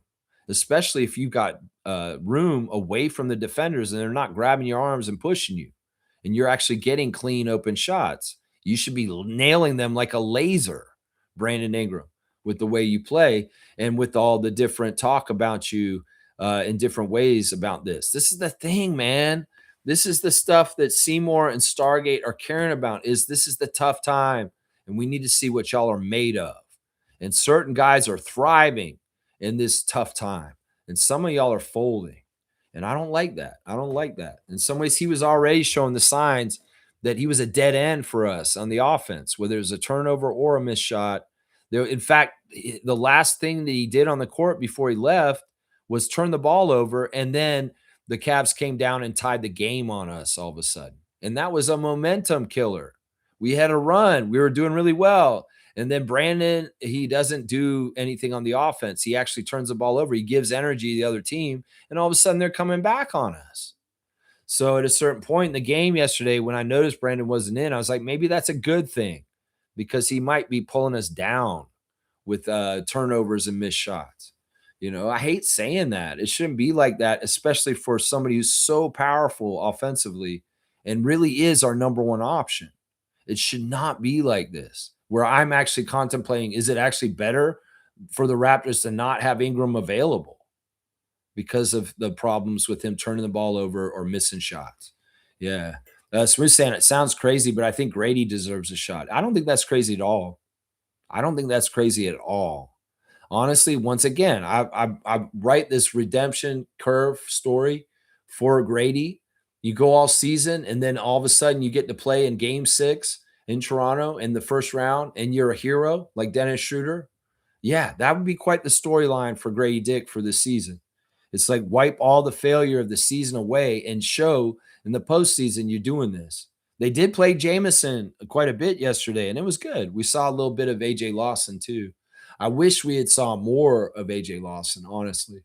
But yeah, Jamison got in there and he did get a 3 at one point, which was nice. We'll go ahead and do the stars of the game for the Raptors' loss against Cleveland last night. My number one star of the game last night is RJ. RJ has been a star of the game in all 5 of the games so far. He has been good like that. RJ, 38 minutes, 25 points, 9 of 19 shooting, 2 of 5 from 3, 5 of 9 at the free throw line. He had 4 misses at the free throw line out of the 8. And they made me mad because that mattered, RJ. And I know it's a hostile crowd and they're trying to mess you up. But I'm going to tell you right now, RJ, you're missing your free throws because you're not bending your knees enough. The first couple free throws you missed last night, you didn't bend your knees at all, and the shot was short of the rim. And then you bent your knees and you finally made a free throw. So keep this in mind. This is basic basketball stuff. And I know you get tired and maybe you're not concentrating, but you need to bring the power from the bottom of your feet, RJ. This is free throw shooting 101 or even jump shooting 101. The energy for a shot comes from the bottom of your feet, and you bring it up in a wave up through your knees, and then you come up through and you shoot it like that. And if you're shooting flat with just your torso and your upper body, you're going to shoot free throws like you are, RJ. So you got to derive the extra power in the lift so that you're not short and you're not weird. And then you will make it more because you were short on your free throws, and it was because you weren't bending your knees. But you did bend your knees and then you made them. See, the other problem with RJ on his free throws sometimes is he doesn't shoot them straight. He has weird ball action with his hands also. With the offhand, not his shooting hand, he'll spin it in a weird way and he'll go to the side and miss the shot that way. He has to tighten up. This stuff is so easy to actually fix. And in some ways, it's annoying to me. You know, much like he's saying now recently, oh, I've decided to recommit to being a better defender and I'm getting good results. Okay, I get it. Maybe you were a more offensive-minded player and you didn't work on your defense as much in New York. And that's why you got that bag tagged on you as far as, oh, he's not a good defender. And now you're trying hard this year. And that's what Emmanuel was joking about too. Is like, yeah, RJ's decided to finally play defense, is what he said. Well, RJ, can you finally decide to practice your free throws with good technique and really hone this down and get it right? Because I'm sick of this shit. Your 4 missed free throws mattered yesterday. And honestly, it's very simple. I can see through the TV what you're doing wrong, and you can just fix this easily. So this summer, go and work on your free throw technique and get it down. This is elementary school shit, RJ Barrett. Come on, man. He got 12 rebounds, so he had a double-double, 5 assists, 3 turnovers, a +2 for RJ Barrett. Yeah, he was the most solid guy on our team last night, the most steady. And I love the double-double, 25 points, 12 rebounds. Go on then, RJ. It's just a free throw miss. No good. No good. You can see Yak. Yak has important free throws in crucial times. What is he doing? He's making them. He's making them. He may not be the best free throw shooter in the world, but there's late free throws, and they really count. Jakob is sinking them, and I appreciate that from him. My second star of the game last night is Jacoby Walter. Jacoby started very good out the gate.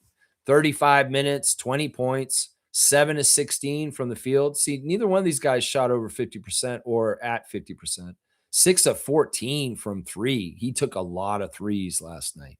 And well, he made 6 of them, which is fantastic. But he made most of them early. And then later on, he trailed off, and his shot wasn't falling later when we really needed it. But yeah, 6 of 14 from 3 for Jacoby Walter. Yeah, I wish he could have made like 2 more of those out of those 14. And even Shed and them said something about it. It's like, these were good shots that Walter had. He just didn't hit them. But he was more dialed in and making them better. And from the start, he was a huge wow. Like there was even that play where he stole the ball from the Cavs and ran it down and made that fast break dunk. That was fantastic. Jacoby really had a very strong start to the game last night. Really, really did. He also had 3 rebounds, 2 assists, and 4 steals. Very, very good with the steals. He did have 1 turnover, a -7. Yeah, I like what Walter did out there for the most part. It's too bad his shot didn't keep hitting all the way to the end of the game. Jamal Shed off the bench is my 3rd star of the game. He had a big-time game. He's a big-time player. We saw the intensity of Shed once again, getting things like a steal or offensive foul. He's working around the screen. What is Shed's signature move? If Kyle Lowry's is taking a charge, is Shed's the 8-second violation? Or is it drawing the offensive foul off of the screen? I think because the drawing of the offensive foul off the screen happens more often than the 8-second violation, that it's actually that. I think it's the trick that Davion Mitchell taught him, is how do you make the ref call that screen off by the big man on the top of the key? And well, he did it again last night. Sean Wright right there to call it and give him the offensive foul. And he knows exactly how to play that. So really, I think that Shed's signature move is actually that, much like Kyle Lowry's was to take a charge. Yeah, Shed, 34 minutes, 18 points on 7 of 15 shooting, 4 of 10 from 3. 1 rebound, 7 assists, 3 turnovers, 2 steals, a -2. Yeah, I like that Shed scored a lot and he shot pretty good. And he was aggressive with taking his shots. But much like Jacoby, you look at the two of them together on 3-point shots, they were 10 of 24 collectively from 3-point land. So it's like you want to get them a little bit higher, but at least they both made 10 3-pointers between each other, right, guys? We'll take that, right? Right? My fourth star of the game is Big Pirtle. We saw the return of Austrian Hammer. We saw him literally go at the hoop and dunk between two Cavs coming at him. We even saw the return of Jakob's little floaters a bit. We saw Jak play very effective, and I was loving it. I was like, see, Raptors fans, don't cast Jak aside and say he's worthless. You can see in this game last night, he was one of the better Raptors who's contributing towards winning when guys were hurt and out of the way. And he was a bit more aggressive. I really liked the way Jak played last night. He was moving a lot better too. 21 minutes for a Pirtle, 14 points on 5 of 6 shooting. He was 4 of 6 at the free throw line. Those 2 free throw misses did hurt. 9 rebounds, 3 assists, 0 turnovers, and a block. Yeah, Pirtle was great, guys. Honestly, we can't always judge Pirtle by his absolute best, which is like a 2020 game, and think that he's consistently going to go get that for us. We've got to maybe, I would say, a good average game for Pirtle is something like what he did last night. 14 points and 9 rebounds and a block. That's solid center work across the league, guys. You can't always get 20 points and 15 rebounds. But if he's a contributing guy with making some good open shots, with little push shots, and he's an aggressive screener to the basket and also screen and roll and cutting, and all of a sudden Scotty's finding him the ball for easy layups and dunks, that's all exactly right. So Pirtle was fantastic last night. Pirtle was fantastic. So I want people to recognize that and also realize the value of him, regardless of what he's getting paid. Scotty Barnes is my last star of the game. And I was kind of like dubious about giving him a star because in some ways I was annoyed with Scotty, but also I have to factor in he was playing hurt. And also, with Brandon out, the attention is going to go more focused on him. And it's going to be harder for him to work through. Alas, he got a double-double with assists. 39 minutes for Scotty, 17 points on 6 of 16 shooting, not the greatest shooting. 0 of 3 from 3, 5 of 6 at the free throw line, 8 rebounds, 11 assists, 4 turnovers. He had the most turnovers of the team. 1 steal, 3 blocks, though. Really fantastic, and a +2. There was a section in the first half of the game where Scotty was rocketing passes to his teammates, and they weren't ready. There was a pass that Colin could not catch. There was a pass that Jakob wasn't ready for. Scotty was just putting too much on there. There was a nice no look that went to Jakob, and he was very successful putting it in. But there were also at least 3 passes where Scotty threw it way too hard at somebody, and they just weren't ready. He's such a high-level guy for passing.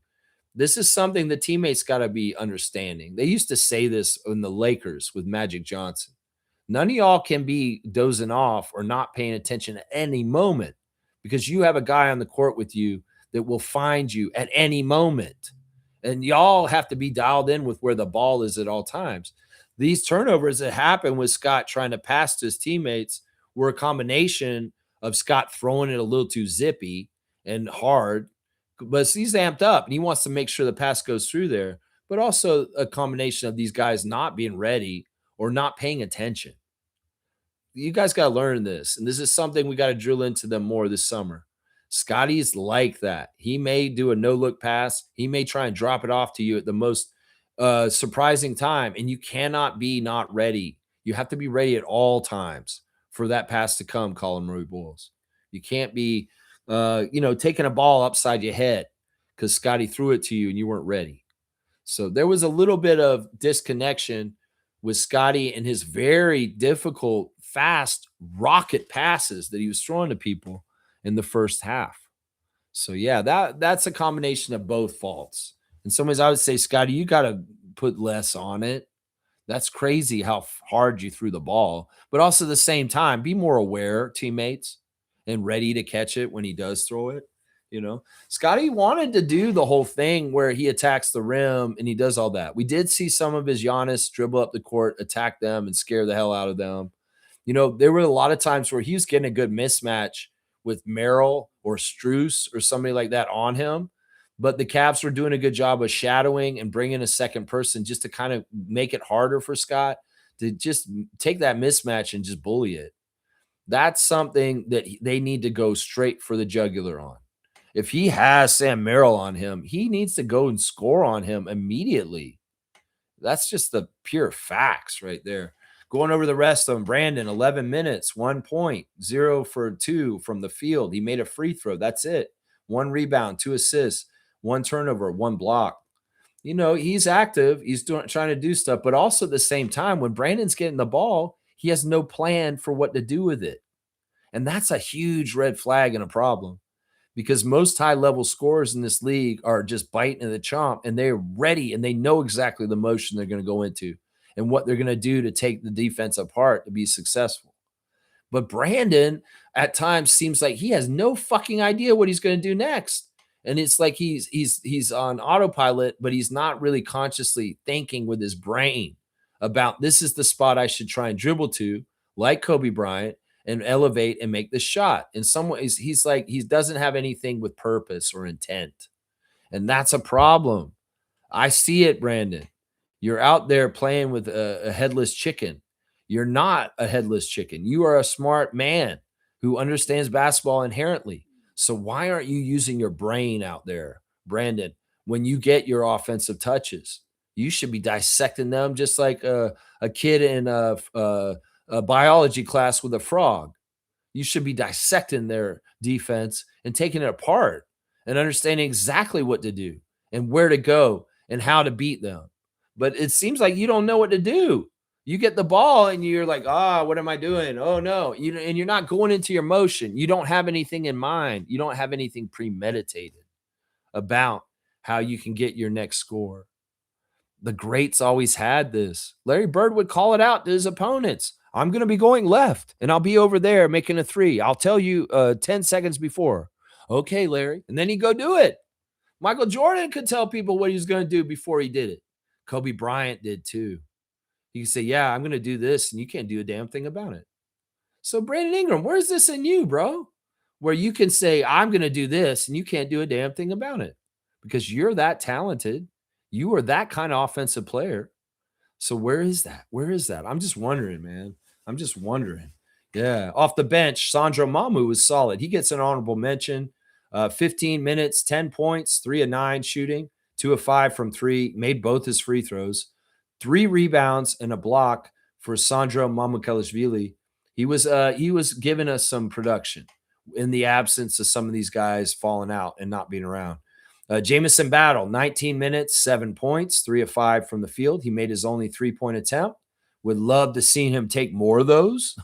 6 rebounds, 1 turnover. There's often a play set where it seems like Battle should be the outlet for the kick out and not Scotty or Shed. There's often the way that they set up the players in the formation. And it's like, if it go inside, there's often the kick out guys like Scotty or somebody out there. Why can't you make that Jamison? Seriously, Darko and the Raptors. Why can't we have the go-to kick out guy if you guys are going to the paint or there's an offensive rebound? Why are y'all throwing it to people like Shed or Scotty or RJ when you have Jamison Battle out there who's a premium 3-point shooter and the opportunity to get the ball to him in those broken plays or second opportunities on a possession off of an offensive rebound? That ball should be going to Jamison wherever the fuck he is. Seriously, because quite often I see you guys prioritize throwing that ball to other guys. And man, this dude is the best 3-point shooter out there. Why aren't you throwing it to Jamison? The fact that he only took 1 3-point attempt last night is a travesty. He was out there for 19 minutes. We got to use the weapons we got. We got to go to our strengths. And Jamison Battle's strength is a 3-point shot. And y'all aren't finding him enough and setting him enough. And whether that's the players on the court or Darko in his schemes, they got to get this right better. Yeah, he had 6 rebounds too, which is fantastic. He had a turnover. He was a -13. Colin Murray-Boyles, 26 minutes, 8 points on 4 of 5 shooting, 5 rebounds, 2 assists, 1 turnover, 1 steal, 1 block, a -7. It's like Colin light. We're used to much more now, Colin. And in some ways, yeah, you're still a rookie. You got rookie wall. In some ways, you did look tired last night. You didn't look like the game you were catching up with it. You were a little behind on all of it. I get it. It's hard. And you naturally are a good player, but some nights you're not going to have it all the time. And this was the same case in the regular season. There'd be nights where you were fantastic and huge, and there were other nights where you're very ordinary. And well, unfortunately, last night was kind of ordinary. AJ Lawson, 2 minutes, took 2 shots, missed them both. He's another guy I thought that they could have utilized better out there. He had one drive attempt where he tried to score over Jarrett Allen and got blocked. But Lawson has a lot of usage that's very useful in this series. And in some ways, I wish Darko would trust him more. Seriously. Yeah, that's the box score for the Raptors on their side. On the other side, we're going to give those props to Dennis Schroder. Off the bench in 21 minutes, 19 points, including 11 in the fourth quarter, 7 of 11 from the field, 3 of 6 from 3. Those threes were key by Dennis. He made both his free throws. He had 2 assists and 0 turnovers. He was a +8. Yeah, he's big time. Overall, the Cavs shot very well from 3. They shot 50%, 18 of 36. And, there were a couple of threes by Evan Mobley, 3 to be exact, that were absolutely timely and annoying and really messed us up. Those Evan Mobley threes really were dangerous and messed us up. And then, Harden, 4 for 8 from 3. Donovan Mitchell made a crazy ass 3 that nobody in this league can hardly ever make, but it's Donovan Mitchell and he can. He's guarded up and it's from distance and boom, he makes it still because he's like that. We got to remember the offensive ability of Harden and Mitchell is very high level. And these guys are so hard to contain. And you can see how Mitchell moves out there sometimes. And you're like, yeah, this is so much easier said than done. Containing Donovan Mitchell and James Harden, that is so hard. And you can see it in some of the ways that they make floaters on drives to the basket, the way they make rainbow threes over people guarding them. These guys are just really hard to play. Jarrett Allen looked scared at the beginning of the game, played scared, and the allegations of him being soft are kind of true right now. And in fact, it's kind of interesting that Kenny's not playing him in crucial parts of the game last night. So, yeah, that's my look at the other side. Yeah, some very important key threes by certain people out there at times too, like Sam Merrill and Jalen Tyson, who were annoying off the bench also. They just got better contributions overall. You got 23 from Mobley. You got 23 from Harden. You got 19 from Mitchell. You got 19 from Schroder. And then you got a bunch of guys who got 9 or 8 in Strus, Merrill, Tyson, and Allen. So it's just a better overall team effort with contributions from more important people. On the other side, Scotty's half hurt. Brandon's absent. RJ's there. He's doing his part. Jacoby's stepping up. And yeah, the rest of it, Jamal's trying to do stuff, but there's nobody else stepping up. And it's not adding up to what the other side's doing. That's part of it. The team stats, we'll go over that real quick. The Cavs shot 53%. We shot 46%. We did manage to make 14 more shot attempts. So we were hustling and working hard. It's just that we didn't shoot as well as them. They shot 50% from the three-point line. As I just said, we shot 39%. They made 18 threes. We made 15. At the free throw line, they shot 75% at the free throw line, missed 7 free throws. We missed 8 free throws, and we shot 68% at the line. We out-rebounded them, though, 48 rebounds to 35. And the assist turnover ratio was 50%, 32 to 15 for the Raptors. So 2-to-1 assist turnover ratio. And well, they were 20 to 15. So they were worse on that aspect. Fast break points, we did get out and run, and it was very helpful. 24 fast break points for the Raptors. And points in the paint, even 48 to 48. The refs did call 5 more fouls on us than the Cavs. So that is annoying on that. But yeah, that's the box score from game 5 last night. And I mean, we can look at that. We can talk about all the things we just talked about, and we can see what the difference was. more contributions on the other side, and we have different people that are falling out and just not appearing for us all of a sudden. Yeah, I think Grady deserves a shot too. And if he does, and he's very successful, the problem is Darko could put Grady in and he'll put him in for 2 minutes and then yank him just like he did AJ Lawson last night. Will he get the runway to actually try and contribute or get good things going? Probably not. Not at this point. Kaz is here. Good morning, Lex and Raptor Freak crew. Good morning to you, Kaz. Just over the second hour and the Raptor Freak reaction to today's game from last night and also the tempo game from last night. Kaloy's here also. Good to see Kaloy. Morning, Lex. Great game last night. Next year, we need a Dennis-like player in the bench lineup, but I still believe Raps in 7. That's awesome. I like that you're saying that still. How awesome was Yak last night? BI needs to hit the weight room in the summertime, get a strength and conditioning coach, and practice being off ball all season if he wants to be a part of the future. Yeah, I mean, we'll see. We'll see what happens with all this. There's still time in the series. And well, we'll have to see what the future holds for all of us. And I want the best version of Brandon on the Raptors and I want success. That's what I want. That's what I want. I just want to circle back and say this to Kaz real quick. Oh wow, I skipped a whole bunch of comments. I apologize. I'm gonna come back. Real quick. Thank you, Kaz, for fact checking on the Colin Murray-Boyles 65 rule. The 65 game rule only pertains to the major awards for the year, like Defensive Player of the Year, MVP, Most Improved, but it doesn't count for rookies. And the reason why is because rookies sometimes don't get to play a whole lot in the season for different reasons. So the 65 game rule does not pertain to Colin Murray-Boyles only playing 57 games in the regular season. He is clear and he is eligible for the postseason because that rule doesn't apply to rookie award. So it's an interesting factor. And I'm going to give Kaz a dunk for that, for coming back and circling around after the stream. You didn't have to do this and put it in the Discord and letting us know this is what it is.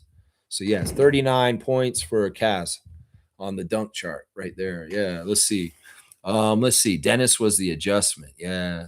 Reggie saying, I did say Dennis would be an X factor for them at the start of the series. Yeah. And I could see this too. Yeah. I just didn't want it to be true. I didn't want it to actually happen, but there it is. And in some ways, I'm not mad at it. In some ways, I love Dennis getting success and getting accolades, even though we're getting hurt by it. Because, man, his route and his route in his life and what he's done, and just think about how many teams he's been on since he was on the Raptors. And this is kind of a last laugh kind of thing, because he was on Sacramento at the beginning of the year, right? And where are they? And, well, he's still in the playoffs, and he's getting to play in meaningful games. And that's part of it right there. Yeah. Kaloy's saying we game plan so much for Mitchell and Harden. Schroder is slipping through the cracks, but I think we can manage. We sure could use BI tomorrow. Yeah. Darko didn't say anything about Dennis hardly at all in the press conference, but of course, they're a close relationship and, he didn't take that opportunity to kind of glow on him and say, oh, this is so great for Dennis Schroder and all this stuff. No, he didn't do that. And I appreciated that. But the other side did. Kenny Atkinson was very, very happy with Dennis. And, he said it basically like this, Dennis has played in huge games and international games, and this is what he does. And he said it himself in his own interview because Dennis got a post-game interview because he was so good. He said, I thrive in these situations. I love competition, and I love games that matter. And that's why Dennis Schroder did what he did last night. Because he's like that, and he loves this kind of situation. He really, really does. Yeah, we could really use BI tomorrow. That is an understatement. We do need to get BI back. I would like to see BI back. I don't know if that's going to happen. Isaac Campbell's going to say this morning, the benevolent one. Isaac Campbell holding it down for us in the nation's capital, Ottawa. W, friends. Tough loss. No way we lose back home. This thing is going to Game 7. RJ continues to shine, and we are growing correctly. Let's go. That's right. I love that, Isaac. I love that. And thanks for being here, Isaac. And thanks for the emoticon parade. I'm going to give Isaac a dunk because he's often throwing lobs and dunks to everybody else all the time. So he's getting one right now. Isaac, you're 75 on the dunk charts. So you're up there. You're one of the leaders. one of the leaders, even though you're not always here. It's cool. You're still one of the dunk leaders. Raptors Champs is here. Good morning. And he's saying Dennis was due for a game like this against us. I'm surprised it actually took him this long. Yeah. And I mean, he's smart. In some ways, we're going to cover up those other two guys and he's going to figure it out. And well, we're going to have to adjust. Once again, the playoffs are adjustments. And well, we got to bring in the Schroder factor at this point. Yeah. Randolph's saying, Lex, what we need are effective, consistent players to complement the good players who are hurt. That's what other teams have on us. Front office will address some of this in the offseason. We think about the evolution of our bench, and let's go all the way back to like after Mark and Serge left, after they were gone out in the pandemic, and we were in Tampa. And think about how bad our bench was at that time. We were relying on Malachi, Terrence Davis, Stanley Johnson, DeAndre Bembry, Alex Len, Aaron Baines. We had a really bad bench between the championship and up till now. And we're kind of like, first there's like fleshing out our starters, getting a good quality starting lineup. But then there's also, you want to have a good up to 12 guys. And we're still working on sorting out the very quality depth that we can have on our bench. Some of it is being developed by youth and coming up like Jacoby and Jameson and Jonathan and Jamal. But also some of it could be added an acquisition like Sandro this past offseason. So Bobby's going to continue to look at how to improve the roster, how to improve the talent on the team for Darko to use. And hopefully we can continue the trend of our better and better bench in the last few years. Because can you agree with me, Randolph, that the Raptors bench has gotten better since that era I just named with Stanley Johnson and DeAndre Bembry and Malachi Flynn, even into Precious and all the stuff that happened with Nick in his last couple of years? Our bench is getting better. It's just sometimes you got to accumulate and build. And the first part was getting a solid 5. Now let's get the solid 8 or 9 or 10 or 11 is what we're talking about. Some of them are already here. They just got to catch up and they'll be at that point. Raptors Champs is saying only problem with Scotty playing hurt, it usually reflects in his game, visible to the opposing team, visible to everyone watching, and we end up losing them later. Then later we hear he was injured. Yeah, but in some ways, look, I'm proud of Scott for playing through injuries. I'm proud of Scott for having the mentality of, no, I don't care how hurt I am. I want to be out there. More players should be like this in this league. I get that. I get what you're saying. Sure, he can be a less effective player if he's on the down low slightly hurt and he's still out there. But in some ways, it's also the argument they always made is like, I'd rather have a 50% Scotty Barnes out there than 100% Jabroni, who isn't as good or talented in the court. Because even if Scotty's not 100%, he's going to find ways to help us win and whatever he can do. So, I mean, they're going to game it like, yeah, people are going to try and go at people. It could very well be James Harden hit Colin Murray-Boyles on the shoulder on purpose a couple of games ago to re-aggravate his injury on his shoulder, because it is common knowledge that people know that.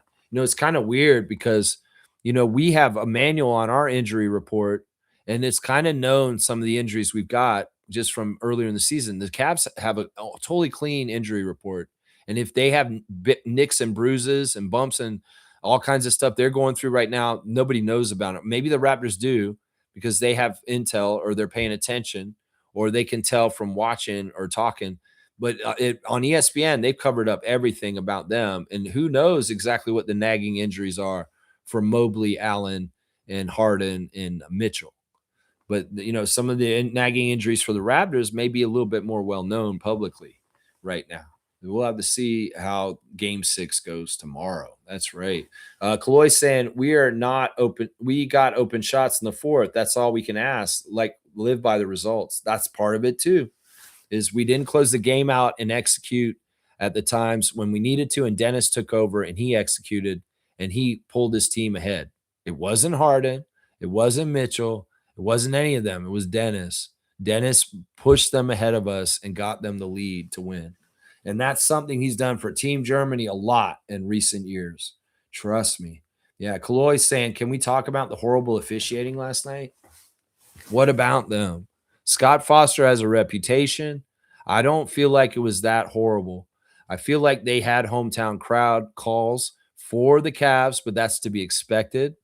In some ways, maybe there was a little bit of tight whistle and not tight whistle at different times, but also I saw a lot of physical contact out there that wasn't being called still. And that made me happy because in some ways, some of that physical contact was by the Raptors and they weren't touchy about it. So my grade officially for the refs last night is fine. I'm not saying they manipulated the game. I'm not saying they had an impact on why we lost. They were fine. I thought that they did a good job. If I'm going to call out the refs and really say it, I'm not going to do this as a broken record. It has to really mean, it has to really be there. Because some people, and I get it. People say, don't blame the refs. It's always the team's fault. Well, sometimes it can be the refs' fault, but I don't want to overdo it and blame the refs over and over again all the time. And this is not a situation where I can blame the refs, Kaloy. Just in my honest opinion and looking at it, this wasn't really that kind of situation. The Raptors missed open shots late, and they, in some ways, had their destiny to make for themselves, and they didn't execute and they didn't get it done. That's part of it. That's part of it right there. G saying just catching up. It was two finger salute to Kenny Smith. Yeah, yeah. G saying Ernie's son passed away a few years ago. So that's part of it. You think he's sad because his son died? That sucks. I know Ernie had that scare like a while back. He had a really bad health issue and he battled it. I think it was cancer. But yeah, in some ways there's dark energy in him that wasn't there before. And it could very well be the switch from TNT to ESPN. ESPN is probably a horrible place to work. And Ernie Johnson probably hates it. Honestly, they got to be so used to the TNT feel and the family and the people they work with. And they've got different people they're working with now. And it's probably a totally different kind of thing. And it's not as cushy. It's probably not, they're not treated in like some of the very amazing ways they were by TNT and Turner when they're working for Disney and ABC and ESPN. So I think that's part of it. But yeah, that could be part of it, what you just said too. G saying heel inflammation can lead to Achilles issues. That's why it needs a specific care. Well, either way, all right, we're going to be overprotected with Brandon. Well, we were like that with him from the start when we acquired him. We're going to go ahead and do it now. But this goes back to Seymour's point that he called in about. And yeah, in some ways, what point is that the problem? Durability and the availability of players. It's no good if these guys aren't there. Kevin Durant. That's what I say, So I say, G saying Tempo just waved Christy, Maddie, and Dara. Oh, wow. Okay, so let me go look at breaking news. I'll go to Blue Skies to find this. Hopefully I've got it on Blue Skies. Let's see. I want to read about this. Maybe it's not on here. I'm not following enough stuff on here. Oh, here it is. Okay, the Toronto Tempo have officially waived Christy Wallace, Maddie Roche, and Dara Mabry. Thank you, Christy, Maddie, and Dara. Well, it's cool. Dara Mabry got to play in a Tempo jersey like her sister is. They've all three of them got to play last night. Madison had the best game out of the three of them. I'm kind of surprised by this, but also at the same time, I knew that Madison was not going to probably make the team because of her press conference and media day, saying that she just was happy to get the experience. She had never left Australia before in her life, and coming to Canada and doing this, it's Sandy Brondello broadening the horizons of a young Australian point guard to be more global. And it's just doing her a help, and probably the same for Christy Wallace too. But yeah, it's unfortunate, and in some ways, I mean, it's showing that we're not going to have a favoritism for the Australian players to just make the team. If we're going to cut 3 players today, and 2 of them are Australian, yeah, I guess the Mabry dream is over for Marina and Dara. But Dara got the chance to come here and be reunited with her and have a fun training camp week with her. And she did get to get out on the court in a Tempo jersey. And that may be iconic in some ways and a little bit of an Easter egg in their family in the future. So hopefully all the pictures of Dara Mabry in Toronto Tempo jersey with Mabry Marina being an important integral cog in the machine for this year, this is going to be a special thing there. But that's sad to hear that, you know what, they had a good time. And who knows, maybe they get a chance to still hang around and be around the team a little bit, even if they're not officially playing. The other thing that they said in the broadcast last night is some of these players that get waived by the tempo in training camp, they can actually be required later on if there's injuries on the team during the season. It's almost like, in some ways, Madison and Christie and Dara could be called upon in the middle of the season if things go a certain way and we need somebody all of a sudden. And because they were in training camp and kind of familiar with some of the team, that's why they bring them in. It's kind of like Banton with the Celtics. It's like, oh, yeah, you've been in our team. You've done things with Jason and Jalen and Peyton Pritchard. So, yeah, Delano Banton, will you come back and be on our team right now in the playoffs to help us in our playoff roster? Well, that's part of the rights to these players internationally is I think we waived them, but we still kind of have the rights to Madison or Christie. And if we have to utilize them down the road for whatever reason, they could be in the extended roster, even though they're not official. Does that make sense, what I just said? Kind of. Yeah, that's sad news. And I'm sure Marina Mabry is sad about it herself. Kaloy saying this, I think the other panels in Amazon and Peacock is much better than the Inside the NBA. The one that's got Jamal Crawford on it, I think that's pretty impressive. He's amazing. He's probably the best commentator in the NBA right now. As far as I'm concerned, Jamal Crawford, the cousins from our team, they're annoying, and I don't like Carmelo Anthony. Vince and Tracy have a podcast that they talk on, and I don't watch it. And I should. I'm the Raptors freak. That's 2 Raptors draft picks that are very important in our history, but I don't care about listening to their garbage. Because in some ways, I know if I watched Tracy McGrady and Vince Carter's podcast, I'd probably get more disappointed in them because of what they're saying. And in some ways, I'd rather just ignore them and not hear what they're saying so that I'm not pissed off at them and going off about them on this show. Because I know that they're all messed up with American xenophobia, and they're just a part of the problem in the media machine still. So I don't trust them to cover the Raptors correctly in their new gigs on Peacock. So it's tough. These guys may be better, but I'm not watching any of them. I don't watch Charles and them ever. It's only because we were on ESPN yesterday that I watched them yesterday. I don't normally watch Inside the NBA, and I'm not watching Dirk and Steve Nash and all them on Amazon, and I'm not watching Vince and Tracy and Grant Hill and Carmelo on NBC. I'm not watching them. They may be better, though. I'll tell you who I know is better is Jamal Crawford. He's the best out of all these former players that cover the NBA right now. He's just very a matter of fact and very fair, and he knows his stuff, man. That's what I'm saying. Kaz is saying this, how fitting was it for Kia Nurse to score the first points in Tempo history? Now, I don't know if these actually count as the first points. The Raptors had preseason games before the game against New Jersey in the first ever game in the Raptors regular season. So it's ceremonial for the preseason game, but let's not get it twisted. In the game against the Mystics in the first regular season game, the first basket scored there will be the one that's officially counted. This is preseason, right? It doesn't count. In some ways, this is ceremonial and it's nice. And who knows, maybe Kia will get the first basket in the Mystics game also. And they may do that and orchestrate that too. But it could very well be Cash Money Mabry wants that history book. There was controversy about the person who got the first basket for the Toronto Raptors. It was supposed to be Damon Stoudemire, and Brendan Malone and all them were kind of setting up a play for Stoudemire to get the first basket in our history. But Alvin Robertson went off the script, and he took that 3 and made it. And I think there's actually some animosity from Damon over that because he wanted to be the first person to ever score. This could be something that's worked out on the team ahead of time. And it's not an organic thing that just happens. And it's like, yeah, no, we want Kia to get the first basket ever for Toronto Tempo. But it could be Kia. Could it be Kiki Rice?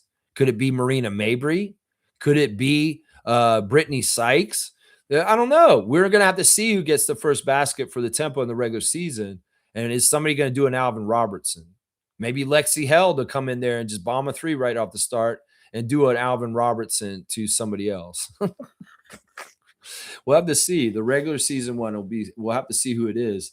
Yeah, Seymour's got like a goat for Kia. Yeah, she's awesome. I'm so happy for her right now. Seymour's saying, "Yo, Barbarito and Bonus Calgary area is horrible. Not gonna lie, but because you brought it up, I'm gonna try it one more time. If I die, I'm gonna blame Lex." This is not how the straight goods on Canadian goods is supposed to work. I'm just supposed to be bringing more brand identity to Canadian brands so that you guys are more encouraged to try it. So I guess I'm working that way. But since you're worried about it might kill you, man, I don't want that liability. Seriously, man. Seriously, my guy. Seriously, bro.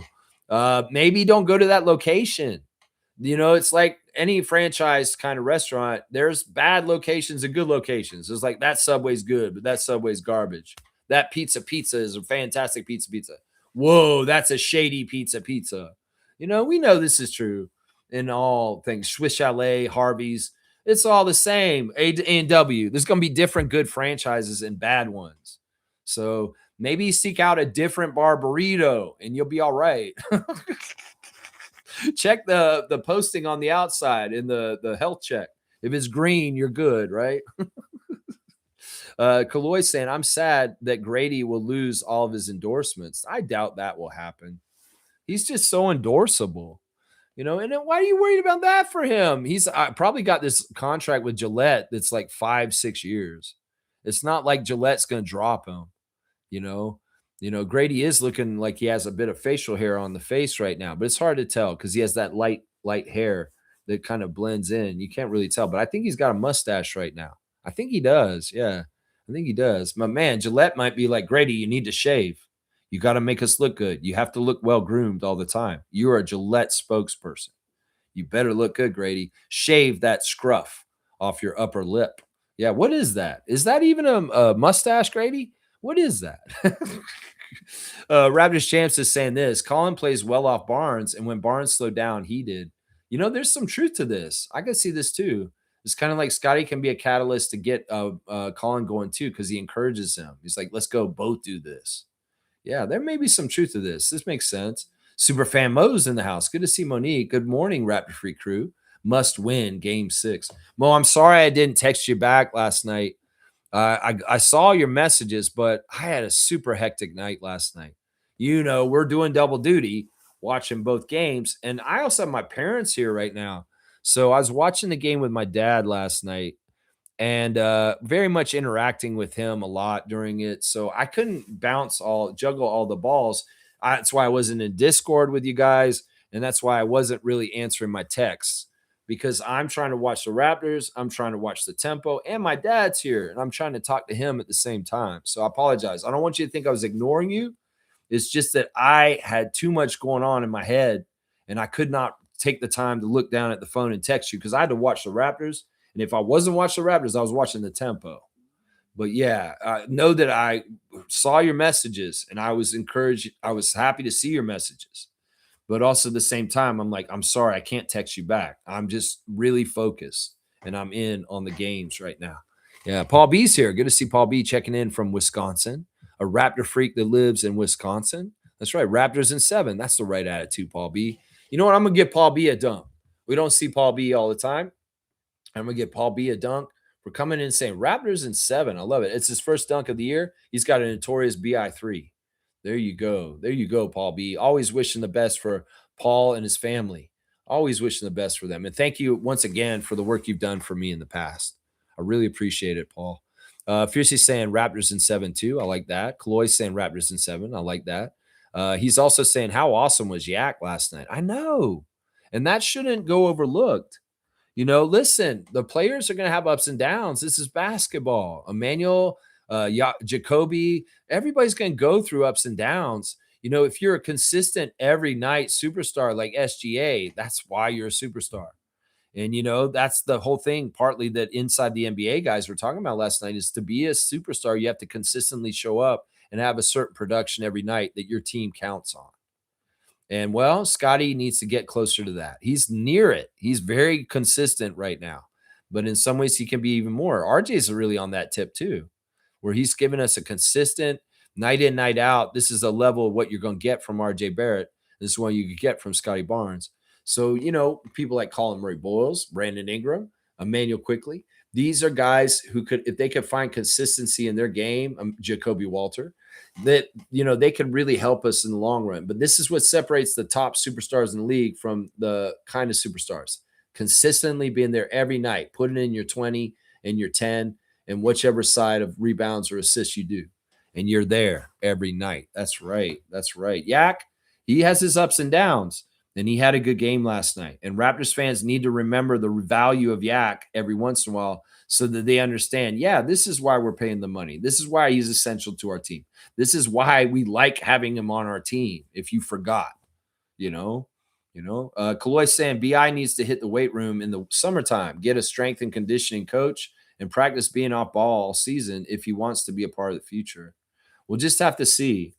We'll just have to see what he does this offseason. I know this is the comment I read earlier, and I just caught up to it now. Yeah, I mean, he's strong. Like, he's very wiry strong. He's different than he was when he was a rookie on the Lakers. He was way skinnier and a lot more, like, weak. He's stronger than he looks, even though he's so skinny right now. So there is a certain ceiling of weight and strength he can put on himself because of his body frame and his type. And some ways also you got to worry about him messing up his shot if he gets too bulky, just like Grady, right? So, I mean, I wouldn't say this is exactly right. It's like not that he's going to be getting bigger, but yeah, maybe there is some strength he could gain still. Smooth saying, I saw that the tempo waived 3 players. Yeah, Christy Wallace, Dara, and Mandy. Yeah, I'm not surprised on those 3. And some of them, it's like Christy is an old friend of Sandy, and Sandy may have been doing her solid. And also, maybe helping Christy get back into the WNBA world because she didn't play in the WNBA last year. And, well, it could very well be that Christy Wallace is just on the edge of the league and not totally a WNBA player. But Sandy wanted to give her a chance to try and get in there again. And that's a nice friend. You know what I'm saying? Most saying they fought hard, but drought when it mattered most. But drought when it mattered most. Drought. Yeah, I mean, they didn't hit open shots when they had them, and it was crucial at the end. And you have the crowd going against you.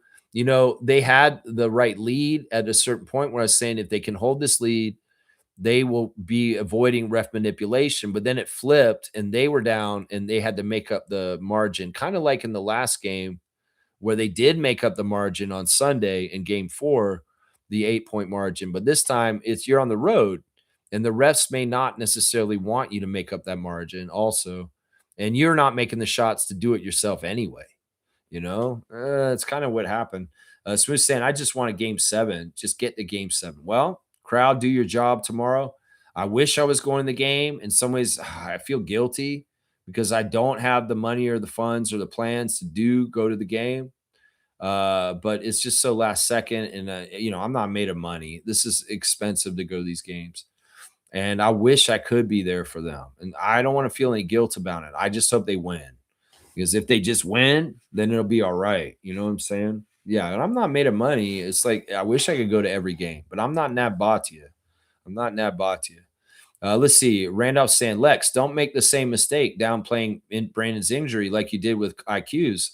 I believe in Brandon. The man needed last year to fully recover, and we benefited from that earlier. I know. I think that this is just me voicing my frustrations with his not being available, him just disappearing. In some ways, yesterday morning in the preview, I made a prediction that Brandon was going to be the star of the game and that he was going to have a huge game last night and he was going to carry us to victory. But the storyline that got written in the game was not that. And that's why I'm disappointed. And, you're right. It could very well be this is a very serious injury. And this is absolutely painful, like Trevor said earlier.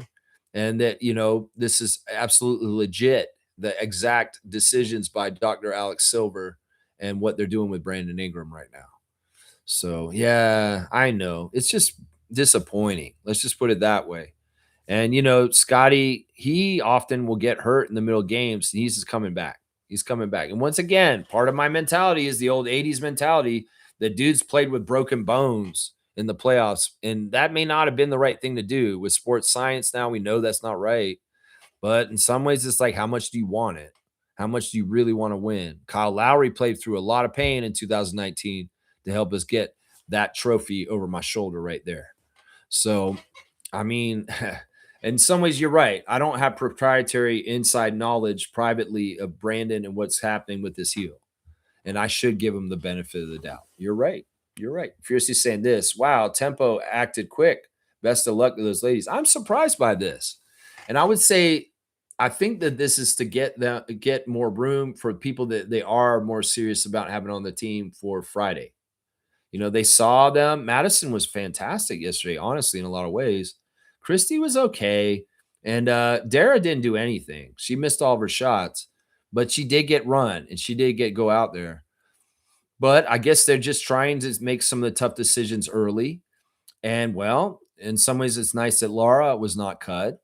So that's good. And Liz also, is both of them were very good last night. So we'll have to see. I don't know enough about these players to know the position battles and really what to expect with the cuts.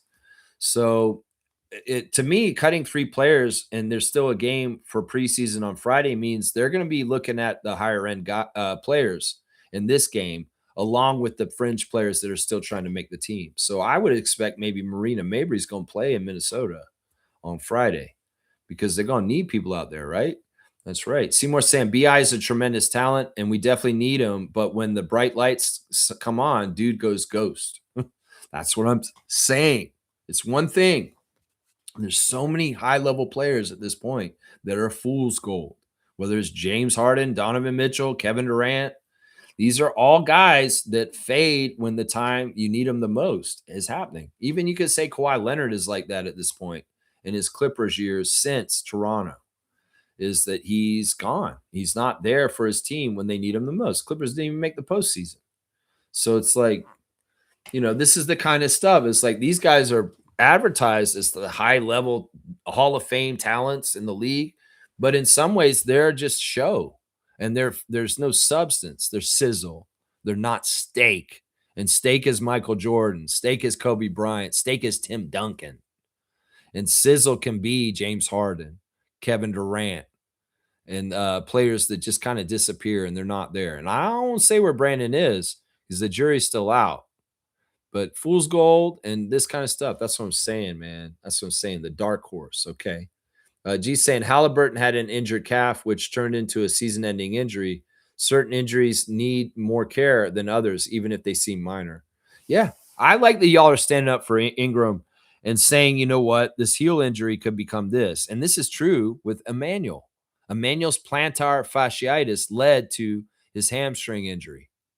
So they're being very cautious. And maybe it is partly Halliburton and Tatum and people that the things that happen, these kind of guys getting hurt like this and tearing their Achilles is a serious injury that takes a year to recover from, right? So it's preventative. In some ways, it's like, okay, well, your hamstring's bad, IQ. If you try and play right now, you could go the wrong way, like Halliburton. And we don't want to miss you for a year. So there's some preventative decisions in this. You guys are right. You guys are right. You guys are right. Yeah, that part's 100%. Randolph saying, Lex, Scotty stayed in and tried after his injury, but couldn't do much. They should have played Grady and Trace for rebounding purposes. I don't know if Grady's for rebounding purposes, but maybe Trace is. Maybe Jonathan Mobo is. I don't know. I commend Scott for trying. In some ways, they're like I said before, 20% of Scotty is better than most players in the league. And him being out there just trying to do stuff in different ways as he can. Obviously, his quick burst and his aggressiveness to attack the rim was gone after he got kneed in the leg. And yeah, it looked like he might come out of the game, but he walked it off, which is quite impressive. Quite impressive. Trevor's saying 6 teams in the playoffs with game 6. Yeah, these have been competitive series. Like there's been only one sweep, right? And it was Oklahoma City with Phoenix.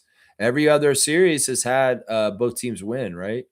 So this has been a competitive playoffs for sure. And I'm sure Adam Silver is very happy with the buzz and the ratings and the publicity and the fans being happy. I think the fans are happy with the playoffs too. They're enjoying this playoff season. I think they are. G's saying heel and calf injuries could lead to Achilles injuries. Quad strains could lead to groin or knee injuries. As frustrating as it is, we want Mamba, but we also don't want season-ending injuries. Trust the doctor. Yeah. All right.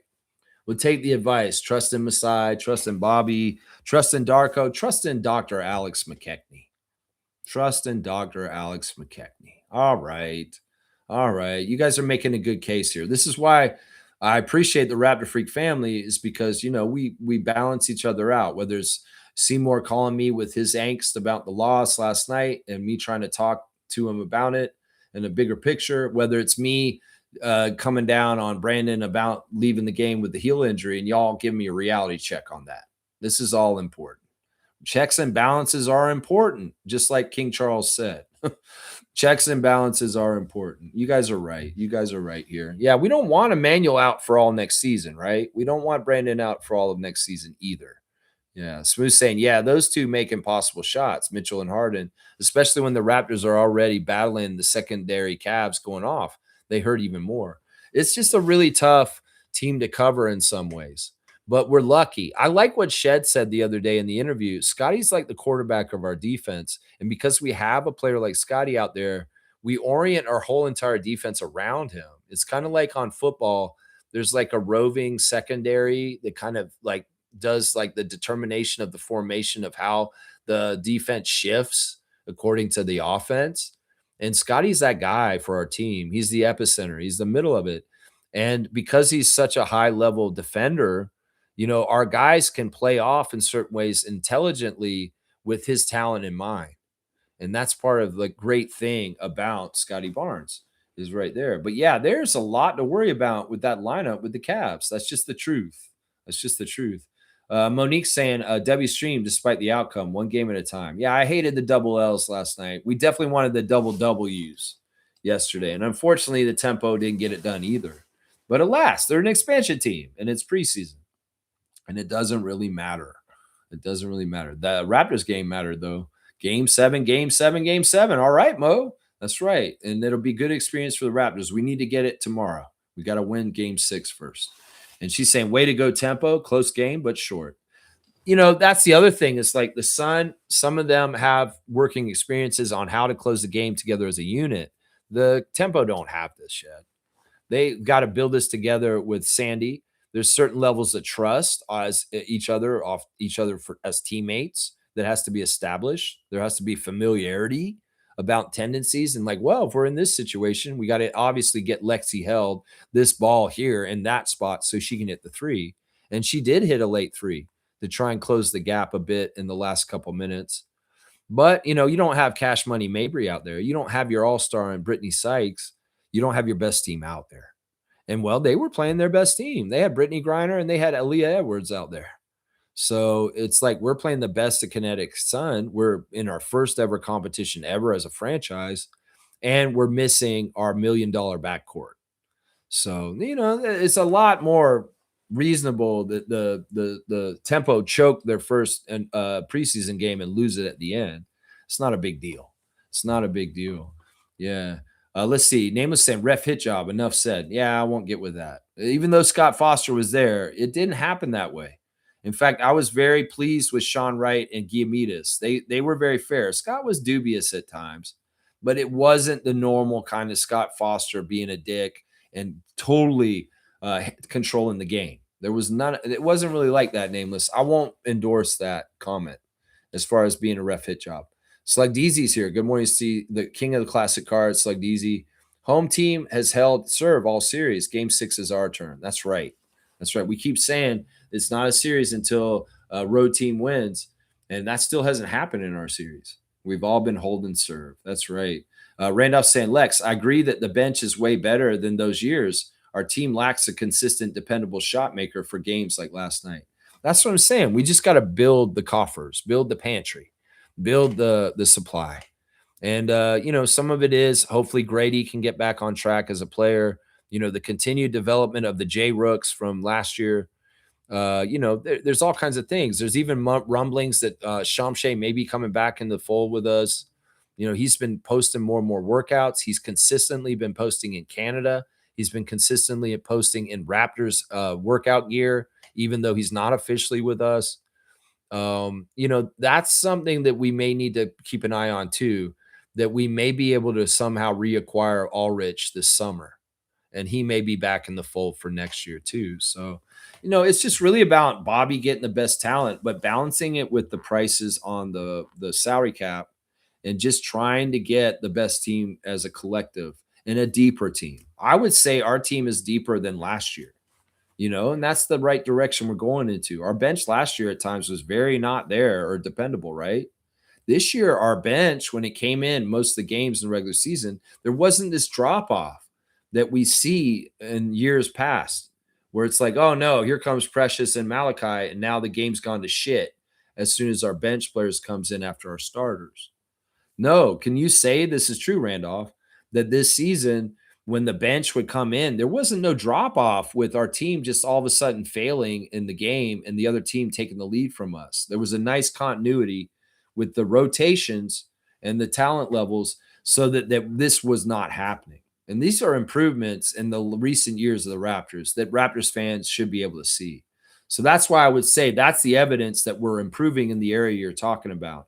And you're exactly right. We will get better players and we will be even better in this area going forward. But I'm trying to give the perspective of the growth that we have seen in the last 5 years with the quality of our bench. Because it's not something that happens overnight. In some ways, you really got to build the culture. You got to develop young talent. And you have to have things kind of all go in syncopation at the same time. And then, boom, all of a sudden, you have a 12 deep roster that is just like, wow, you could play any of these guys all the way down 12, and they're all dependable for you in a tested playoff situation too. And maybe some of that is weeding out some of the younger players that aren't in the long-term plans and adding more savvy veterans like a Dennis Schroder down the road when we're closer to realistically challenging for the Larry O'Brien championship. So yeah, that's the kind of the way I look at it. Nameless is saying that was not a fairly officiated game, or we'd have blown them out in the first half. I can't say that. We were beating their ass. We were absolutely kicking their butt, and the crowd and different things are a factor. But yeah, I can't say this, Nameless. I can't get with you on this. I'm sorry. I love your passion, and in some ways, I want to believe what you're saying, but I can't. I can't do it. In some ways, it's partly for my own credibility. Nameless is saying they would have never even had the chance to start feeling good. Refs were eager to put Cleveland in the bonus ASAP. I'm starting a GoFundMe page to send Lex to every home game as our head Raptors freak correspondent. I like that. I mean, that would be cool. I don't know. Maybe Larry Tannenbaum needs to know about my situation, and maybe he could come in. I don't know. I've often wondered about this. I wonder if Larry knows about me, because I know if Larry knows about me, he'd probably want to protect me. He'd probably be like, yeah, this is a guy, this guy's doing such amazing work that I really appreciate him in some ways. I don't know. Maybe, like back in the day, there were artists that had like supporters, patrons. That's what Patreon is like people are online making content and people pay them money for like doing their content. It's kind of like in the Renaissance era, Michelangelo, his job wasn't to go make money doing something. He was an artist, and rich people paid him to do his art because they loved his art and they were patrons of him and they like wanted to encourage him. There's an energy in this world to support artists, from rich people sometimes, because I know your art is just so good. I want you to do what you're doing. So here, I want to support your lifestyle so you can do your art. I don't know. I mean, I feel like I do art on this channel. It may not be an art that some people respect, but I feel like I do art on this channel. And who knows? Maybe somebody like Larry Tannenbaum would see the Raptors Freak channel and be like, you know what? This guy has the right kind of attitude and passion. He should be down there every game, like Nat Bhatia. And maybe we could get him on the court side. Yeah, you put me on court side, Larry Tannenbaum. I'll help the Raptors win every single game going forward. Trust me.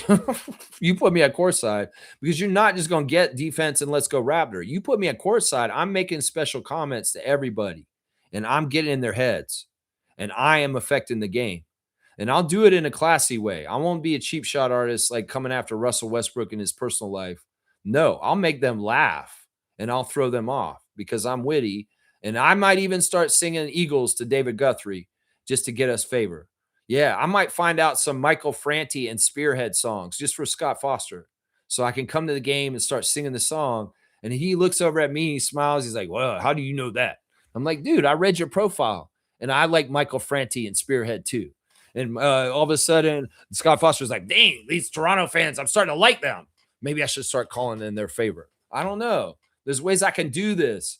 Larry Tannenbaum, if you want to be a patron of mine, there's ways I could do this. Seriously, there's ways I could do this. G's saying Lex does need to be at all these games.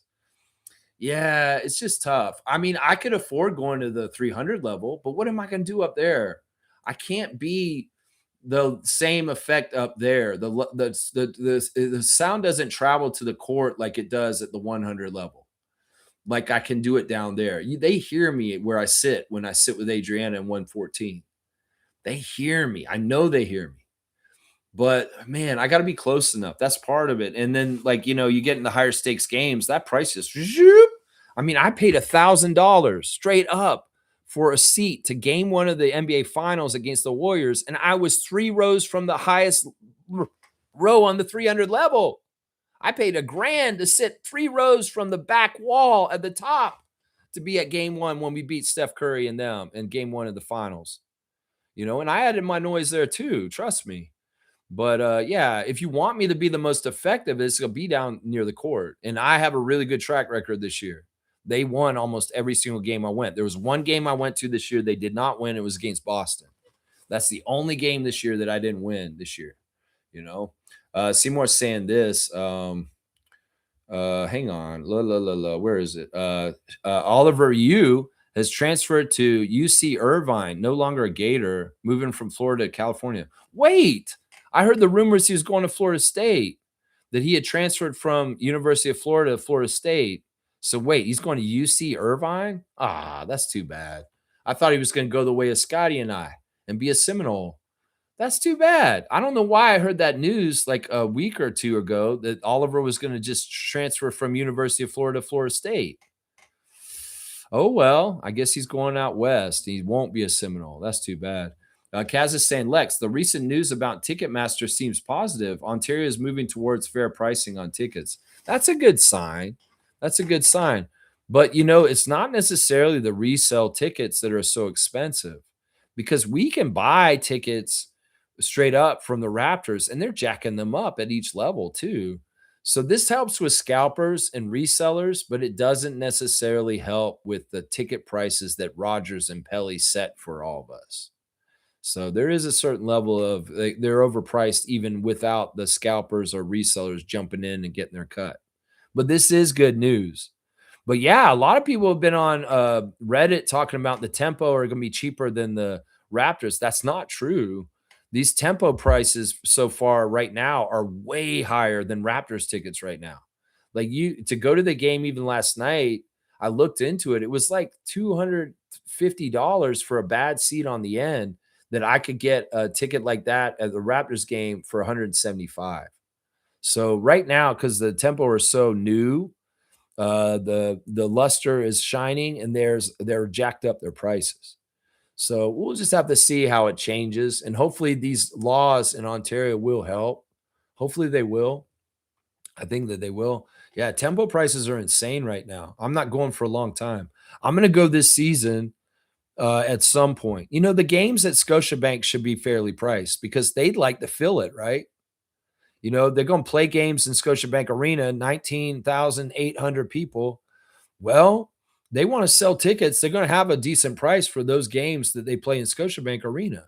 Some of the upper bowl seats may be as low as $10. Honestly, I could see that happening for like a Mercury game on the Pride weekend. They're going to play at 2 p.m. at Scotiabank Arena, and it's the Pride game, and it's against Phoenix Mercury, and it's a 2 p.m. game on Pride weekend Saturday. They're going to try and fill that arena to almost 20,000 with people there. Yeah. Iron Man's saying this. I'm a little late, Lex, but what a game. Win or lose Friday, I'm proud of my boys. That's the right attitude, Iron Man. That's the right attitude. We should just be proud of them. They're young students, and they're learning, and they're better for it. And honestly, they've gotten good grades on the test. They've got 2 playoff wins, and so many different people are saying they're going to get swept. So you're exactly right, my good buddy, Iron Man FC. You are right. Exactly. All right, here's my Toronto Tempo Redditor of the day. It's Crazy Crash 0596, and they're basically saying, okay, Lexi Held. Okay, Lexi Held, I was not familiar with your game. She's cooking right now. One could say she's setting the tempo. Yeah. I love the interviews with the tempo players around the game yesterday, the traditions they want to start. Like Dara Mabry saying they need to do a wave. But they speed up the wave like to symbolize the tempo going faster. And it was funny. Marina Mabry's talking about the things she wants from the tempo crowd, and she's kind of going over what the Raptors fans do. She's saying, I want synchronized chants, and I want defense chants. And I want, some of them were saying, we want fire shooting out of the goals at the beginning of the game. Oh, this sounds like a Raptors game. They want all this stuff like the Raptors have for their in-game experience. But I think the game was fantastic. You could tell the enthusiasm from the tempo crowd. There were very much a lot of swag, wearing a lot of tempo gear at the arena. And the court looked fantastic. The jerseys looked fantastic. And it was just really nice to see the flesh and blood in the jerseys on the court in action. And the tempo have started. It's just so cool. And we think about how many years have been waiting for them to play. We've known about this tempo team for like 2 years. And now finally we're getting to see them in action on the court. It's so exciting, man. It is so exciting. I love this new journey we're on with the Toronto tempo starting recently. That's right. It's so awesome. All right, let me see what else is in my tabs here real quick. We got some birthdays to do. Let's say a happy birthday to former Raptor and FIBA international basketball superstar and legend, Luis Scola. That's right. It is Scola's birthday. He was on the NBA All-Rookie team. Did y'all know that? Of course, Scola is Argentinian. And, well, he didn't play his whole career in NBA, but he did play 1 year in Toronto in our jersey, 76 games. He started all 76 games that year, and he averaged almost 9 points a game and 5 rebounds. So happy birthday to Luis Scola, one of the greatest Argentinian players in the history of Argentina, and also a great international Raptor from our history. And as I said earlier, guys, it's the original boss man's birthday today. It's Zeke's birthday today. Happy birthday to Isaiah Lord Thomas III, the great all-star of the Detroit Bad Boys Pistons, two-time champion with the Pistons, and a fantastic executive for the Raptors in the beginning, a guy who didn't get a fair shake in some ways, in my opinion, early on with our team. He is 65 years old, the Chicago basketball legend. So let's give our due respect to a man who played his whole entire career on one NBA team, and that was the Detroit Pistons from 1981 to 1994, number 11, Isaiah Thomas. Happy birthday to you. Always an important part of the Raptors' history, the first ever president of the Toronto Raptors, and somebody that needs to be recognized and talked about better than what Sportsnet tried to portray him as in the Raptors' stupid ass dark side of the Raptors show called Raptors Delight and the bullshit they say about him. Once again, the narrative about Isaiah Thomas is he was a young, brash, African-American man who came straight from his playing career to the front office of the Raptors. He was in his 30s still, and he was somebody that the white sports owners and executives of Toronto did not like him moving the way he was, but they did not understand how connected and how important he was to NBA culture and all-star and the acumen that he had. And in some ways, that is the issue that happened. He was fine when Bitov owned the team, but when Slate shotgun claws John Bitov out of the team, and then Isaiah had to try and work with MLSE and Richard Petty, that was a nightmare. And once again, I'll say, fuck you, Richard Petty. Two-finger salute from me and Isaiah Thomas right here. And anything you said about him not being a businessman, fuck you. You're not a basketball executive. And you don't know jack shit about the NBA because you're the reason why Vince Carter left Toronto, Richard Petty, you sorry-ass piece of shit. And anything you say negatively about Isaiah Thomas, just shut your fucking mouth because you have no place to talk about a legend and a two-time NBA champion and a Hall of Famer named Isaiah Lord Thomas III. That's it right there. Drop the mic. Let's go. Monique's saying, go rest. You're on still. Yeah, I guess it is 3 hours. All right. We still have business to do. And this is the next part of it. That's right. Let's do an easy card so I can get out of here fast. That is not an easy card. That is not an easy card. That is not an easy card. No, not that one either. I want somebody that's like, you guys are gonna see it and you're gonna just write it in. All right, we'll do this one. This one's fun. We'll do this one. All right, guys. Today we've got a Sonic as our classic card of the day. That means it's pretty classic if it's a Sonic. There you go. It's pretty easy, guys. Can you tell me who this Sonic is? Actually, this guy was called Mr. Sonic. That's actually his nickname. He's actually Mr. Sonic. Yeah, that's right. Earl Watson? No, Kaz, that's not Earl Watson, the former coach of the Toronto Raptors, assistant coach. No, that's Nate McMillan. That's right. Isaac got it. Nate McMillan, Mr. Sonic. Of course, he's been a coach in the league, around the league at different times too. Yeah, out of Raleigh, North Carolina. Yeah, Mr. Sonic. That's his name right there. Nate McMillan.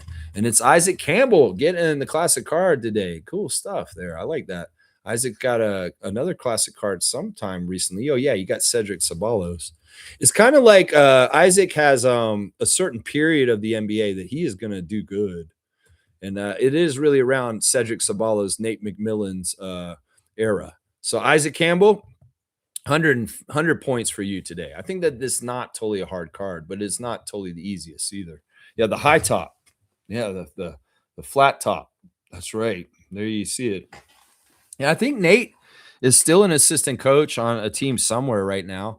I'm not sure which team he's with right this second. Maybe I should go look at that. No, you're over time, Lex. Just wrap it up and get out of here. Just get out of here. All right, y'all. Thanks for watching the Raptor Freak stream today. Raptors lose, tempo lose. My stars of the game for yesterday's game were RJ Barrett, Jacoby Walter, Jamal Shed, Yaka Pirtle, and Scotty Barnes. I gave them 5 stars even in a loss. And then for the Tempos, first ever preseason game losses, my 3 stars were Lexi Held, Aaliyah Nye, and Elizabeth Balogun. So, yeah, then none of them got cut today. So they must have done something good. All right, y'all. The WNBA Fantasy League is coming up quick. So make sure you're ready for it next week and setting up your team. That's right. Fiercey's saying he's with the Lakers. You just checked. Okay, thanks, Fiercey. So Nate is on the bench with JJ Redick. That makes sense. I think I remember seeing him there. That totally makes sense. So he's assistant coach for there. Thank you, Fiercey. W stream to you also. Thank you, Monique, for my cutoff. Thank you, Trevor, for the words of wisdom. Thank you, Randolph. Thank you, Seymour, for the call. Thank you, everybody, for participating in the Raptor Freak Daily Stream. And I'll be back tomorrow to preview Game 6 here in Toronto tomorrow afternoon, and also preview the Toronto Tempo at the Minnesota Lynx in their second preseason game, and their only 2 preseason games, and they'll start their regular season next week. So, yeah, it's good stuff. Lots of fun to be had, whether it's the Raptors in the playoffs or the very beginning of this Toronto Tempo journey. And, well, keep your head up. Like I said, the future is bright. I know Seymour is worried about the future, but I would just tell you, man, we can only go by what happens and make the best of it. And I think that the Raptors have a good shot in a lot of different ways, in this future coming up with the Raptors. So future's so bright, we got to wear our shades. So let's go Toronto Tempo. Let's go Toronto Raptors and win Game 6 in front of the home crowd. Jurassic Park will be there for you, gentlemen. Let's go.